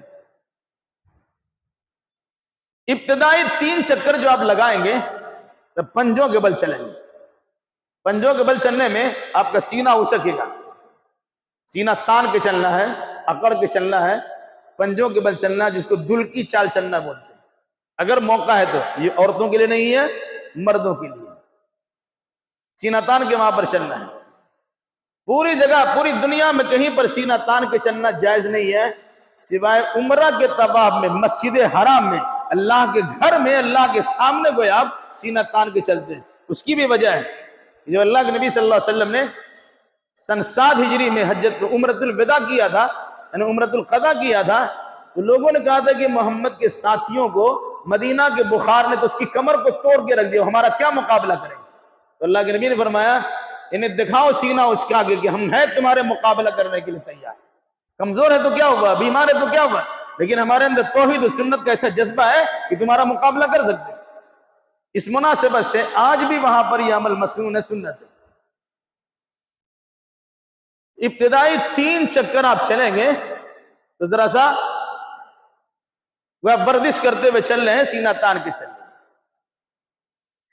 اس کونے سے آپ کی شروعات ہوئی ہے، اس بیچ میں جو دعا پڑھنا چاہے پڑھیے۔ عام طور سے بہت ساری کتاب میں 7 چکر کی 7 دعائیں لکھی ہوئی ہے، لمبی لمبی دعا، انسان چکرا جائے، دعا حدیث سے ثابت نہیں ہے، کوئی مخصوص دعا ثابت نہیں ہے۔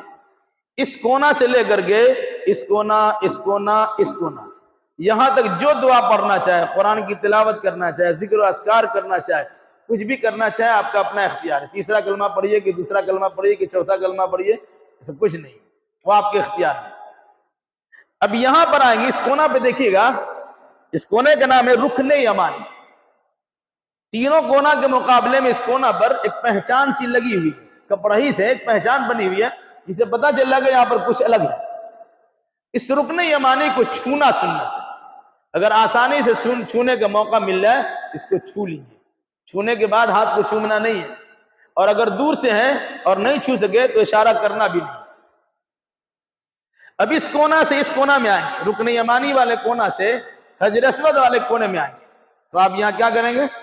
ربنا آتنا فی الدنیا حسنہ وفی الآخرۃ حسنہ وقنا عذاب النار۔ اتنے ہی دعا ہے، قرآن میں جتنی دعا ہے اتنی ہی دعا پڑھیے گا، اسی میں کافی سب کچھ ہے۔ اے اللہ دنیا میں بھی اچھائی دے، آخرت میں بھی اچھائی دے، اور جہنم سے بچا لے، اس سے بڑھ کر اور کیا چاہیے؟ انسان اس پہ کیا کرتا ہے؟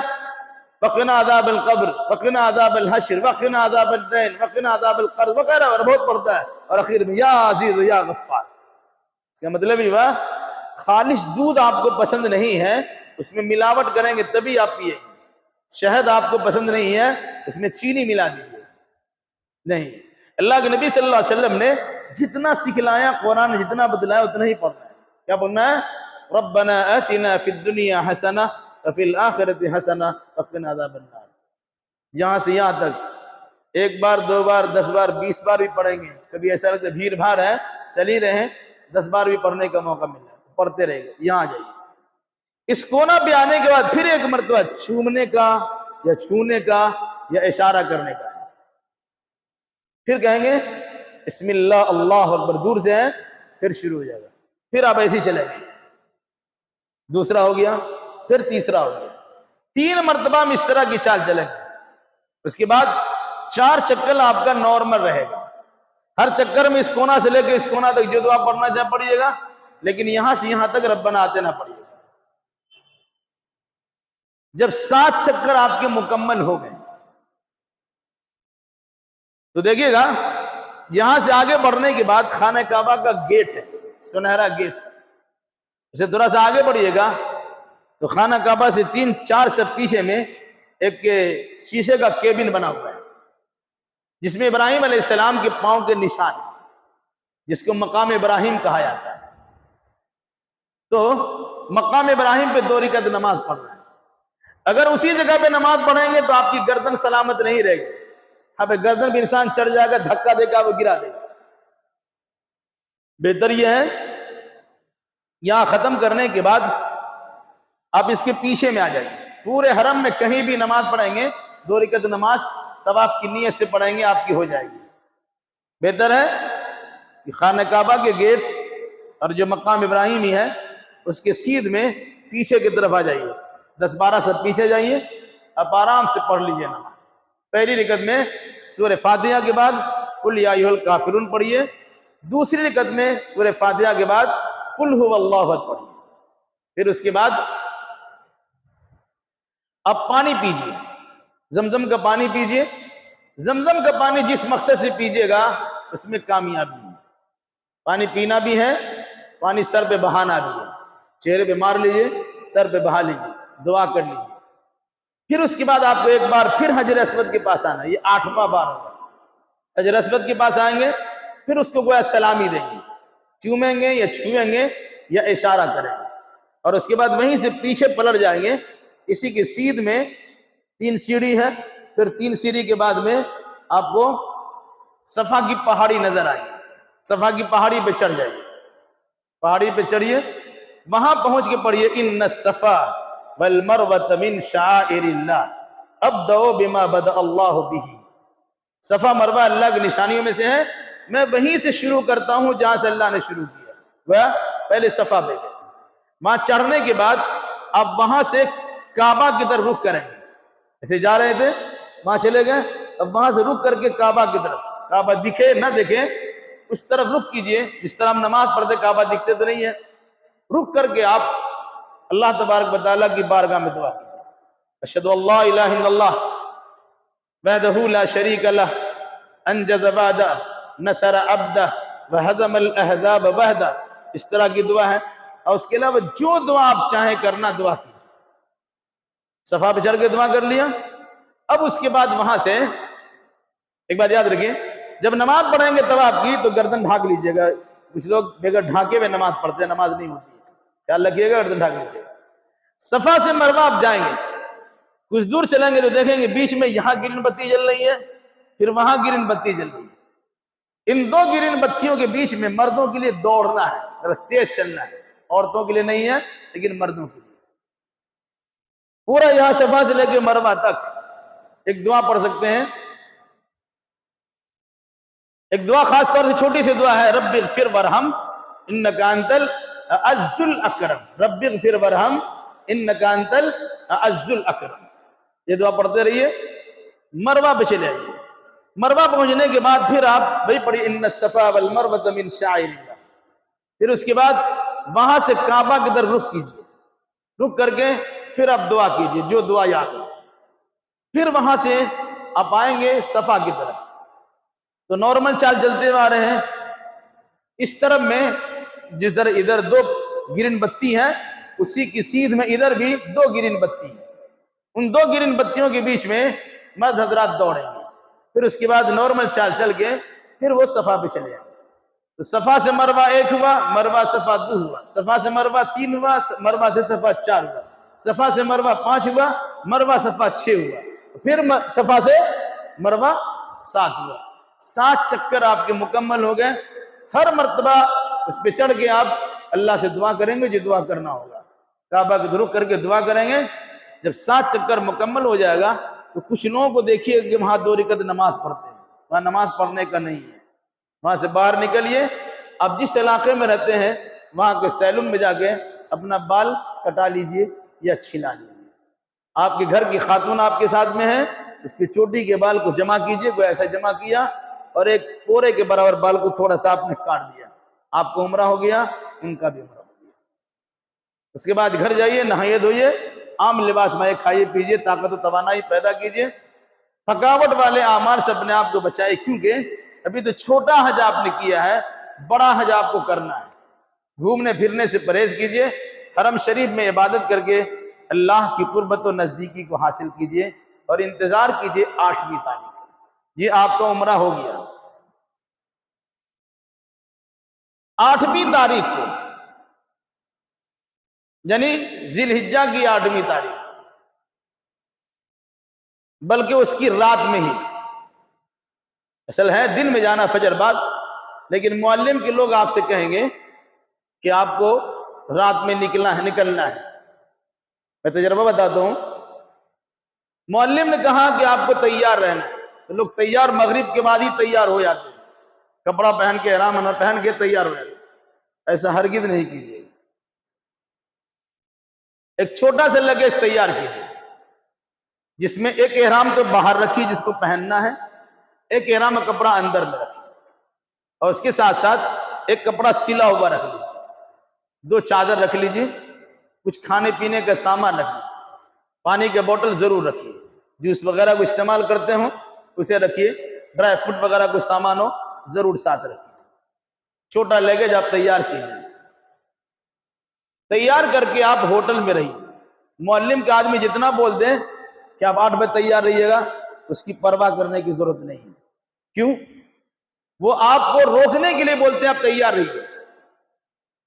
کبھی ایسا ہوتا ہے کہ آپ کو بولا کہ آپ رہیے گا, ہم 8 بجے ہم آئیں گے, تو پتا چلے گا کہ 8 بجے دن میں آ رہے ہیں. مطلب کیا ہے کہ آپ سامان تیار کر کے کھا پی کے آرام سے سو جائیے. معلم کا آدمی آپ کو چھوڑ کے نہیں جائے گا. جانے سے 1 گھنٹہ پہلے دروازہ آپ کا پیٹے گا, کھٹکھٹائے گا, بھائی احرام کپڑا پہنی آپ کو لے چلیں گے. پھر آپ ہیں ایک ہوٹل میں 100 آدمی, ظاہر سی بات ہے 1-2 بس میں کیا ہوگا, جائے گا چھوڑ کے آئے گا پھر لے جائے گا. ایک معلم کے پیچھے کم سے کم 5500 آدمی ہوتا ہے, 5000-6000 آدمی ہوتا ہے. اس کے پاس کتنی بسیں ہیں, کیا ہے, نہیں ہے, پریشانی ہے. تو آپ کیا کیجئے, سامان لگیج تیار کر کے, سارا سامان تو ہوٹل میں چھوڑ دیا, ایک چھوٹا لگیج آپ نے تیار کیا ہے جس کو لے کے آپ کو مینا جانا ہے, 5 دن کا سفر کرنا ہے. سامان تیار کر کے ایک احرام اندر ڈال کر کے ایک احرام باہر رکھ کر کے کھا پی کے آرام سے سو جائیے. جب آپ کو جگائے گا آپ نہائیے گا, اگر مناسب سمجھیے. ایسا لگتا ہے کہ آپ کی صحت تندرستی آپ کو زیادہ دے رہی کہ نہانے, تو نہا لیجیے گا, بہتر ہے. نہیں نہاتے ہیں تو وضو کر کے احرام کپڑا پہن لیجیے گا, بہتر ہے نہا لینا اگر نہا سکتے ہو. وہی طریقہ, احرام کے کپڑے پہننے سے پہلے آپ خوشبو وغیرہ جسم پر لگا سکتے ہیں. عورتیں نہیں لگائیں گی, مرد لگائیں. عورت اپنے شوہر کو لگا سکتی ہے. حضرت عائشہ نے اللہ کے نبی صلی اللہ علیہ وسلم کو خوشبو لگایا تھا اپنے ہاتھ سے, تو لگا سکتی ہے. وہ اپنے جسم میں نہیں لگائیں گی, شوہر کے جسم میں لگا سکتی ہے, اپنے محرم کے جسم میں لگا سکتی ہے. احرام کپڑا آپ نے پہن لیا, کب پہنیں گے, جب جانے کا وقت آئے گا تب. پہلے سے پہن کے مت رہیے گا, ورنہ کئی گھنٹے تو آپ اسی میں رہ جائیں گے. کیوں آپ خواہ پابندی کیجیے. رات میں یا صبح میں آپ کو لے جائیں گے مینا. مینا پہنچیں گے, مینا میں آپ کا کوئی کام نہیں ہے سوائے 5 وقت کی نماز پڑھنے کی, کوئی کام نہیں ہے. ظہر, عصر, مغرب, عشاء, پھر فجر. یا کبھی ہوگا 6 وقت کی نماز ہو جائے گی, پہلی فجر کی نماز, پھر ظہر, عصر, مغرب, عشاء, پھر فجر کی نماز. اس طرح آپ کر لیا. 24 گھنٹہ آپ کریں گے کیا؟ مرد حضرات گزارش یہ ہے 24 گھنٹہ راستہ معلوم کیجیے. کبھی کبھی ایسا ہوتا ہے کہ آپ کو مینا مزدلفہ سے واپسی پیدل آنا پڑے گا. سب سڑک ایک طرح, سب خیمہ ایک طرح, سب حاجی ایک طرح, کہاں جائیں گے؟ جگہ جگہ پر اپنے ملک کا فلیگ لگا ہوا, انڈین جھنڈے لگے ہوئے, تمام ملکوں کے جھنڈے ہیں, اس جھنڈوں سے پہچانا جا سکتا ہے. لیکن جس جگہ آپ کو خیمہ ملے گا وہ خیمہ کا لیمپ پوسٹ نمبر ضرور یاد رکھیے. جو بتی والا لیمپ پوسٹ لگا ہوا ہے اس پہ سب نمبر دیا ہوا ہے، وہ نمبر یاد رکھیے گا. کسی کو پوچھیے گا تو بتا دے. جو سامان حج کمیٹی سے ملے گا، گردن میں لٹکانے کا، ہاتھ میں کڑا پہننے کا، تو اس سب کو اپنے ساتھ رکھیے گا کاغذات، تاکہ اگر خدا نخواستہ بھول جائے کسی کو دکھانے سے وہ آپ کو پہنچا بھی دے. تو یہ کام آپ کو کرنا ہے. راستہ گھاٹ ذرا سے معلوم کر لیجئے گا، کدھر سے اگر آنا ہوگا تو کیسے آئیں گے، یہ خیمہ نمبر کیا ہے وغیرہ. معلم کا نمبر ہوتا ہے، خیمہ نمبر ہوتا ہے، لیمپس نمبر ہوتا ہے. ان نمبروں کو یاد رکھیے گا، لکھ کے رکھیے گا. دوسرے دن یا اسی دن رات میں معلم کے آدمی پھر آپ سے کہیں گے کہ عرفہ آپ کو لے چلیں گے، تیار رہیے گا. ابھی احرام میں آپ ہیں، لبیک اللہم لبیک جتنا پڑھنا پڑھتے رہیے، احرام کی پابندی میں آپ ہیں. پھر اس کے بعد آپ کا معاملہ کیا ہوگا؟ اب جا رہے ہیں عرفہ. عرفہ پہنچیں گے، جس وقت عرفہ پہنچیں گے، اگر سویر پہنچا دے تو کوئی بات ہی نہیں ہے. دیر سے پہنچا، ظہر اثر کا ٹائم گزر گیا، تو آپ کو ظہر اثر کی نماز پڑھنی ہے، ظہر کی 2 رکعت اور اثر کی 2 رکعت. اور اگر پہلے پہنچے ہیں تو امام کا خطبہ سنیے، اذان ہوگی، 2 رکعت ظہر کی پڑھیں گے، 2 رکعت اثر کی پڑھیں گے. اس کے بعد لمبا وقفہ ملے گا مغرب تک. خواہش کھانے پینے کی، احتیاط سے کھائیے پیجیے، کیونکہ باتھ روم وغیرہ کا مسئلہ رہتا ہے. انتظام تو بڑا زبردست ہے لیکن پریشانی بڑھتی ہے. ایسی چیزیں کھائی جائے کہ پیٹ آپ کا بدھا ہوا رہے. بہرحال تو وہاں اپنے ظہر اثر کی نماز پڑھی، پھر قبلہ روح ہو کر بیٹھ کے، کھڑا ہو کے، جس طرح مناسب سمجھیے، جتنا دعا کرنا اپنے لیے بھی، بچوں کے لیے، دکان و مکان کے لیے، کاروبار کے لیے، اپنے بیگانوں کے لیے، ملک کے لیے، پوری دنیا کے لیے اب دعا کیجیے. وہ عرفہ کا دن ہی اصل دن ہے. اگر کسی انسان کا عرفہ کا دن چھوٹ گیا، عرفہ کے میدان میں 1 منٹ کے لیے نہیں پہنچ سکا، اس کا حج نہیں ہوتا. سعودی حکومت کی جانب سے بڑا اہتمام ہوتا ہے. اگر کوئی آدمی ICU میں بھرتی ہے تو باضابطہ اسی صورت میں اسے ایمبولینس میں رکھ کر ہیلی کاپٹر سے لے جا کر کے ہیلی کاپٹر کو وہاں اتارا جاتا، کچھ دیر کے لیے منی عرفہ میں رکھا جاتا، پھر اس کے بعد واپس کر دیا جاتا تاکہ اس کا حج خراب نہ ہونے پائے.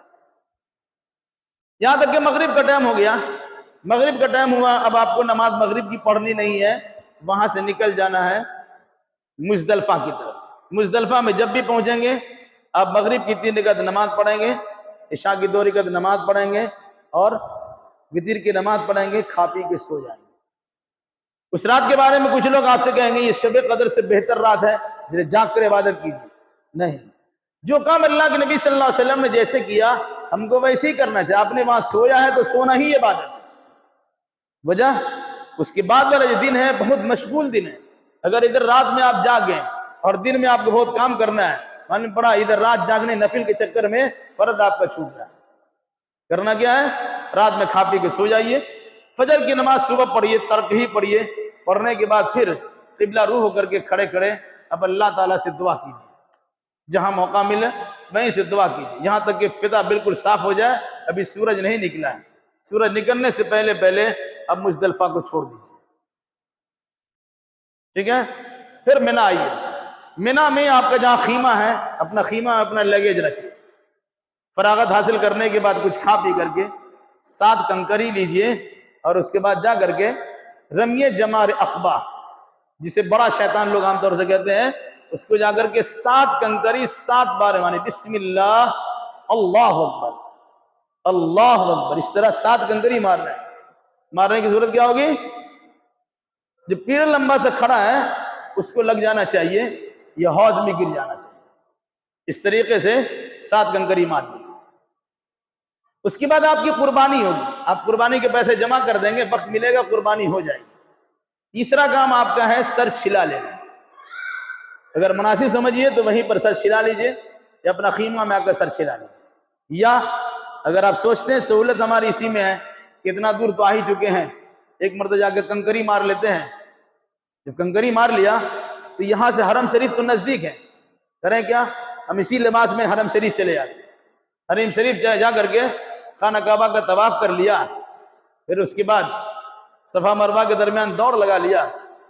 پھر وہیں حرم شریف میں جو باتھ روم ہے بڑا لمبا لمبا ہے، اس میں آرام سے نہانے دھونے کی سہولیات، نہا دھو لیا اور پھر مینا واپس آ گئے۔ یہ 10ویں تاریخ کا دن ہے، بڑا کام ہے۔ کنکری مارنا، قربانی کرنا، سل کا بال چھلانا یا کٹانا، خانہ کعبہ کا طواف کرنا، صفا مروہ کے درمیان دوڑ لگانا، پھر آپ کو مینا میں رات کے کسی حصے میں چلا آنا ہے۔ دن بھر آپ کو اسی طرح پریشان ہو جائے گا۔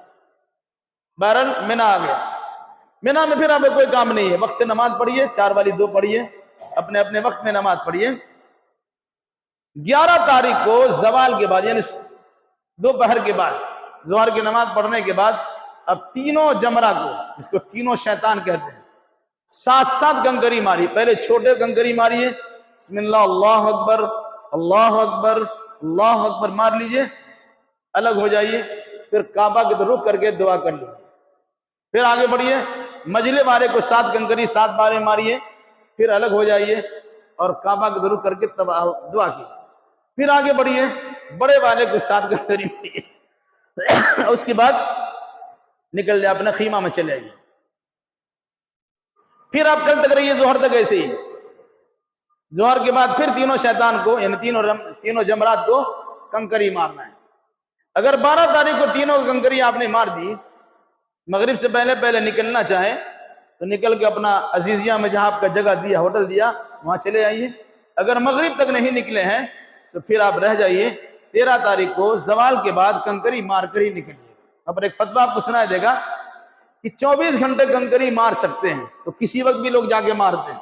میرا مشورہ یہ ہے 24 گھنٹے بعد کو جوڑیے، جیسے ابھی ظہر کا ٹائم 11 تاریخ کو ظہر کے ٹائم سے لے کے آئندہ ظہر کے ٹائم سے پہلے پہلے تک کنکری مار سکتے ہیں۔ ایسا نہیں ہے کہ آج ظہر میں کنکری مارنا فجری سے مارنے چلے جائیں، لوگ ایسا کرتے ہیں رات بھر رات دن مارتے رہتے ہیں، اس کا خاص خیال رکھیے۔ کنکری مارنا اصل ہے زوال سے لے کر کے مغرب تک، لیکن کوئی مغرب تک نہیں مار سکا، مغرب بعد ہی مار سکتے ہیں، عشاء بعد ہی مار سکتے ہیں، فجر سے پہلے پہلے تک ہی مار سکتے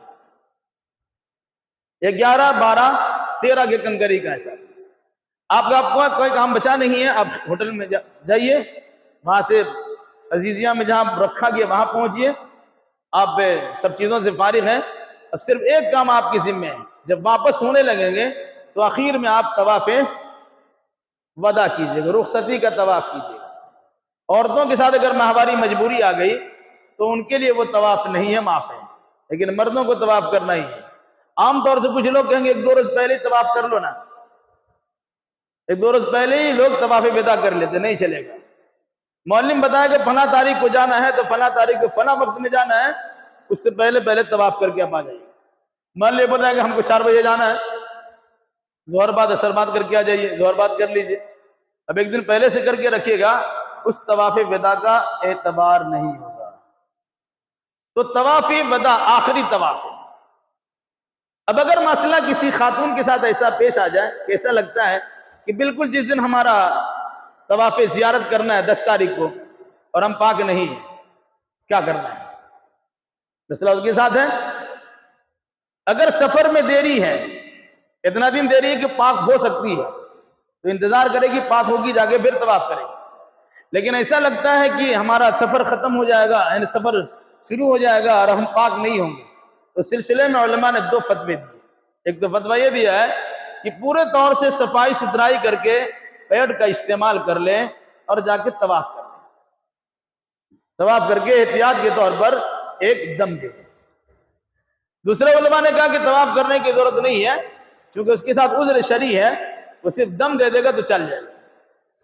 اور تیسرے علماء نے یہ بھی کہا ہے کہ طواف اگر کر لیا ہے تو پھر دم دینے کی اس کو ضرورت ہی نہیں ہے، کیونکہ یہ اپنی طرف سے تو نہیں ہوئی، اللہ کی طرف سے ہوا ہے۔ رہا طواف وداع کا مسئلہ، تو طواف وداع ان کے لیے معاف ہے۔ یہ 10ویں تاریخ کا طواف جو حج کا حصہ ہے، اگر مان لیں کسی کو عمرہ کے وقت میں ایسا ہو گیا، عمرہ سے فارغ ہونے کے وقت رہتا ہے، حضرت عائشہ کا مسئلہ کھڑا ہو گیا تھا، وہ نہیں کر سکی تھی عمرہ، تو آپ نے فرمایا ٹھیک ہے جاؤ چلے جاؤ، باہر چلی جاؤ، تو مسجد عائشہ جو بنا ہوا ہے وہاں سے وہ حدود حرم سے باہر سے پھر احرام کپڑا باندھ کے آئی تھی اور انہوں نے عمرہ کیا تھا۔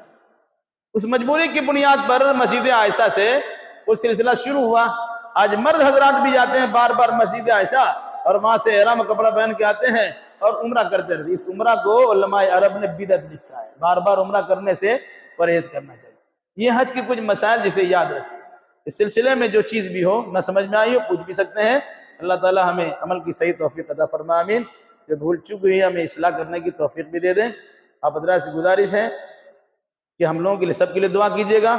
اللہ آپ کے حج عمرہ قبول فرمائے، آسانیاں پیدا کرے، صحیح سالم آپ کو لے جائے اور صحیح سالم واپس لائے.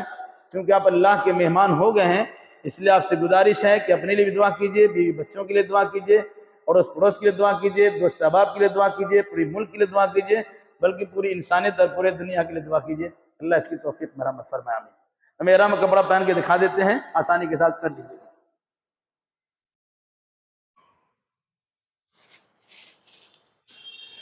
خواتین معذور ہیں، ان کو تو ہم دکھا نہیں سکتے، میرے پاس پروجیکٹر نہیں ہے.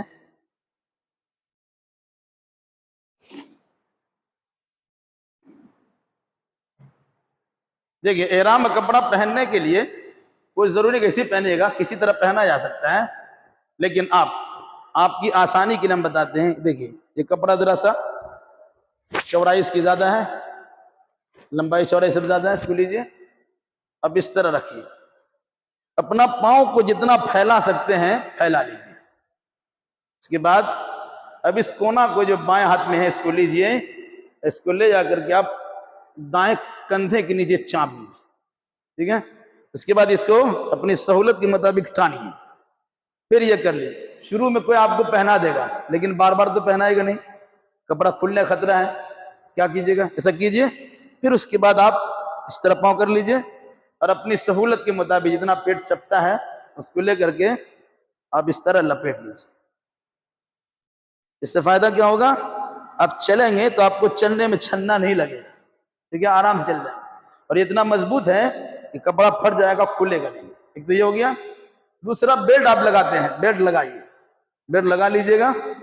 اس میں آپ کا پاسپورٹ ہو یا کوئی کاغذات یا کچھ پیسے ہوں رکھیے اور اس کو کوشش کیجیے گا کہ بیلٹ کو اس کپڑے سے پیر ایسے ڈھانک دیجیے. کیونکہ چوری کرنے والے حرم شریف میں چوری کرتے ہیں، بیگ کاٹ دیتے ہیں. تو آپ اس طرح اس کو چھپا لیا، کپڑے میں چھپا رہے گا، آپ کی حفاظت بھی ہو جائے گی اور یہ کپڑا کو اس طرح سے لنگی کے طور پر آپ نے پہن لیا ہے، کھلے گا نہیں. دوسرا یہ احرام کا کپڑا ہے. جیسے آپ نے اس کو لیا، اب اس کو اوڑھ لیے. جیسے عام طور سے چادر اوڑھتے ہیں سردی کے زمانے میں، یہ آپ چادر اوڑھ لیے. چادر اوڑھ لیا. اس کے بعد آپ احرام جب باندھنے کے عمرہ میں باندھنے کے بعد اللہم لبیک عمرہ کہہ لیا. اسی صورت میں آپ رہیے گا. جب حجر اسود کے پاس پہنچیے گا طواف کرنے کے لیے، اس کو دیکھیے، یہ اس طرح کر کے یہ کندھا آپ کا کھلا رہے گا اور اس کنارے کو اب اس پہ ڈال لیجیے. ٹھیک ہے. یہاں سے آپ کا تلبیہ بند، لبیک کہنا بند ہو گیا. کعبہ آپ کا بائیں طرف ہے. اس کے بعد آپ چلیے، ذرا ایسا چلیے، ایسا لگے کہ ہم چل رہے ہیں. چھوٹا جوڑا چلنا ہے، پنجوں کے بل چلنا ہے، سینہ اسکا کے چلنا ہے، دور کی چال چلنا ہے. یہ 3 چکر میں ایسا ہوگا اور 7 چکر بھی یہ کھلا ہی رہے گا. 3 چکر تو ایسے چلیں گے، 7 چکر کھلا رہے گا. جب 7واں چکر آپ کا پورا ہو گیا آپ اس کو ڈھانک لیجئے. ڈھانک کر کے مان لیجئے کہ یہ کعبہ ہے تو پیچھے چلے آئیے. پیچھے آ کر کے 4-5 سب پیچھے اپنا پھر نماز 2 رکعت نماز پڑھ لیجیے. نماز پڑھنے کے بعد جگہ جگہ ڈرام رکھا ہوا ہے، پانی پی لیجیے. پانی پینے کے بعد ایک بار پھر آپ خانہ کعبہ کے اس کونے پہ آئیے جہاں پہ حجر اسود لگا ہوا ہے. پھر وہاں چومیے، چھوئیے، اشارہ کیجیے اور اس کے بعد صفا کی طرف چلے جائیے. صفا کی طرف جا کر کے پھر وہاں پہنچ کر کے آپ دعا کیجیے. پھر اس کے بعد آپ سفر کرنا، ادھر جانا ہے. یہ مان لیجیے 2 راستہ ہے، ایک جانے کا اور ایک آنے کا. جاتے ہوئے آپ جائیے، دونوں جگہ پر آپ گرین بتی میں دوڑ لگائیے. پھر وہاں پہنچنے کے بعد پھر رک کر کے دعا کیجیے. پھر اس طرح آنا جانا کیجیے. یہ آپ کے ہو گئے. ایک بار اس کو پھر سے دیکھ لیجیے اور ابھی گھر میں جب تک نہیں جا رہے ہیں 1-2 مرتبہ پریکٹس کر لیجیے تاکہ آپ کو آسانی رہے گی. پاؤں پھیلا لیجیے پورے طور سے. اس کونا کو اب جا کے دائیں کاندھے کے نیچے چاپ دیجیے. پھر اس کے بعد یہاں لائیے، اس کو ایسا 2 حصہ سے موڑ لیجیے. اب اس کونا کو پکڑیے اور اس کونا کو پکڑیے. پھر اپنے سہولت کے مطابق اس کو اپنے انداز سے کر لیجیے. پھر بیٹ لگا لیجیے گا تو بیٹ آپ کا بیلٹ آپ کا رہے گا، بیلٹ سے ڈھک بھی جائے گا، اور یہ گویا آپ کا بند گیا، یہ ہو گیا۔ پھر اس کے اوپر والا ایک مرتبہ اور کے دکھا دیتے ہیں، اور لیا سیدھا سیدھی، جس طرح اوڑھتے ہیں ویسے ہی اوڑھنا ہے، اوڑھ کے رکھیے، وہ سردی کا زمانہ یاد کر لیجئے گا۔ پھر اس کے بعد جب آپ کو طواف شروع کرنا ہے تو اس کو کھول کے پھر یہاں ڈال دیجیے، بس آپ کا کام ختم ہے۔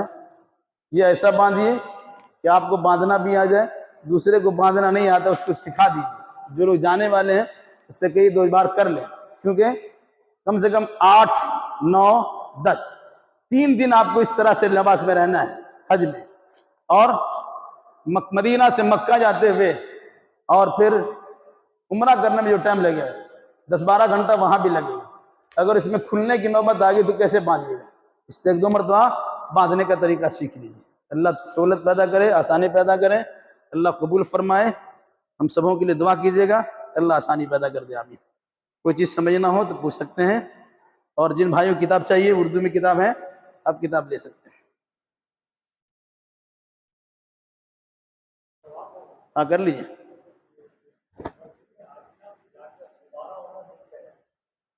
ہاں،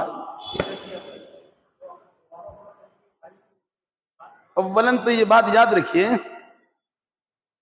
کہ خانہ کعبہ کی چاہت اللہ کے نبی صلی اللہ علیہ وسلم سے زیادہ تو ہماری نہیں ہے، صحابہ کرام بہت چاہتے تھے۔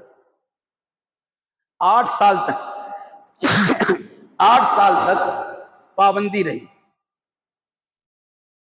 آپ نے اس کے بعد سب سے پہلے عمرۃ القضا کیا 7 سال کے بعد، لیکن کہیں ثابت نہیں ہے کہ اللہ کے نبی صلی اللہ علیہ وسلم نے 2 بار عمرہ کیا ہو، یا کسی صحابی نے 2 بار عمرہ کیا ہو۔ پورے صحابہ کرام میں کسی سے یہ ثابت نہیں ہے کہ دوبارہ انہوں نے عمرہ کیا ہو، صرف حضرت عائشہ کے۔ حضرت عائشہ کو مجبوری آ گئی تھی، اس مجبوری کی بنیاد پر ان کو گنجائش رکھی تھی۔ اس لحاظ سے بہتر سنت کا طریقہ یہی ہے کہ بار بار عمرہ نہ کیا جائے، ہاں بار بار طواف کا موقع ملتا ہے، آپ طواف کیجئے اور خوب دعا کیجئے۔ عمرہ بدل کی صورت میں وہی ہوگی، اگر کرنا ہی ہوگا تو آپ کو حدود حرم سے باہر جانا ہوگا، آپ جائیے گا جو ایرانہ تقریباً 55 کلومیٹر دور ہے یا 90 کلومیٹر دور، جائیے آپ طائف سے سیر الکبیر ہے، سیر الکبیر سے آپ باندھ کے آنا چاہے تو کر سکتے ہیں، لیکن بار بار کرنا، ایک آدمی جا کے پورا خاندانی کو عمرہ کر دے گا تو پھر کون جائے گا؟ ٹھیک ہے، ہاں بہت لوگ کرتے ہیں، سب کی طرف سے کرتے ہیں، تو پھر حج کو جانے کی ضرورت نہیں، آدمی سب کی طرف سے حج ہی کرتے ہیں۔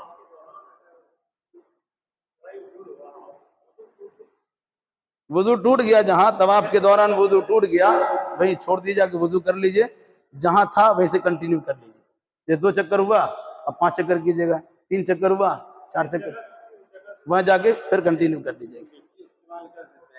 نہیں، پانی کی سہولت ہے، اسے نہیں کر سکتے۔ دور میں کتنا ہے؟ ارے آپ کے گھر سے اتنا دور تھوڑا ہوگا، نزدیکی میں ہے۔ ہاں دوا سب رکھ سکتے ہیں، کچھ کھانے والا دوا جو ہے لیکوڈ وغیرہ کے سوا، ہاں تو اس میں بھی رکھ سکتے ہیں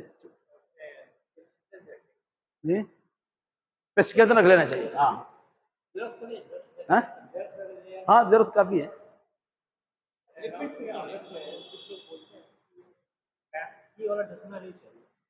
ہاں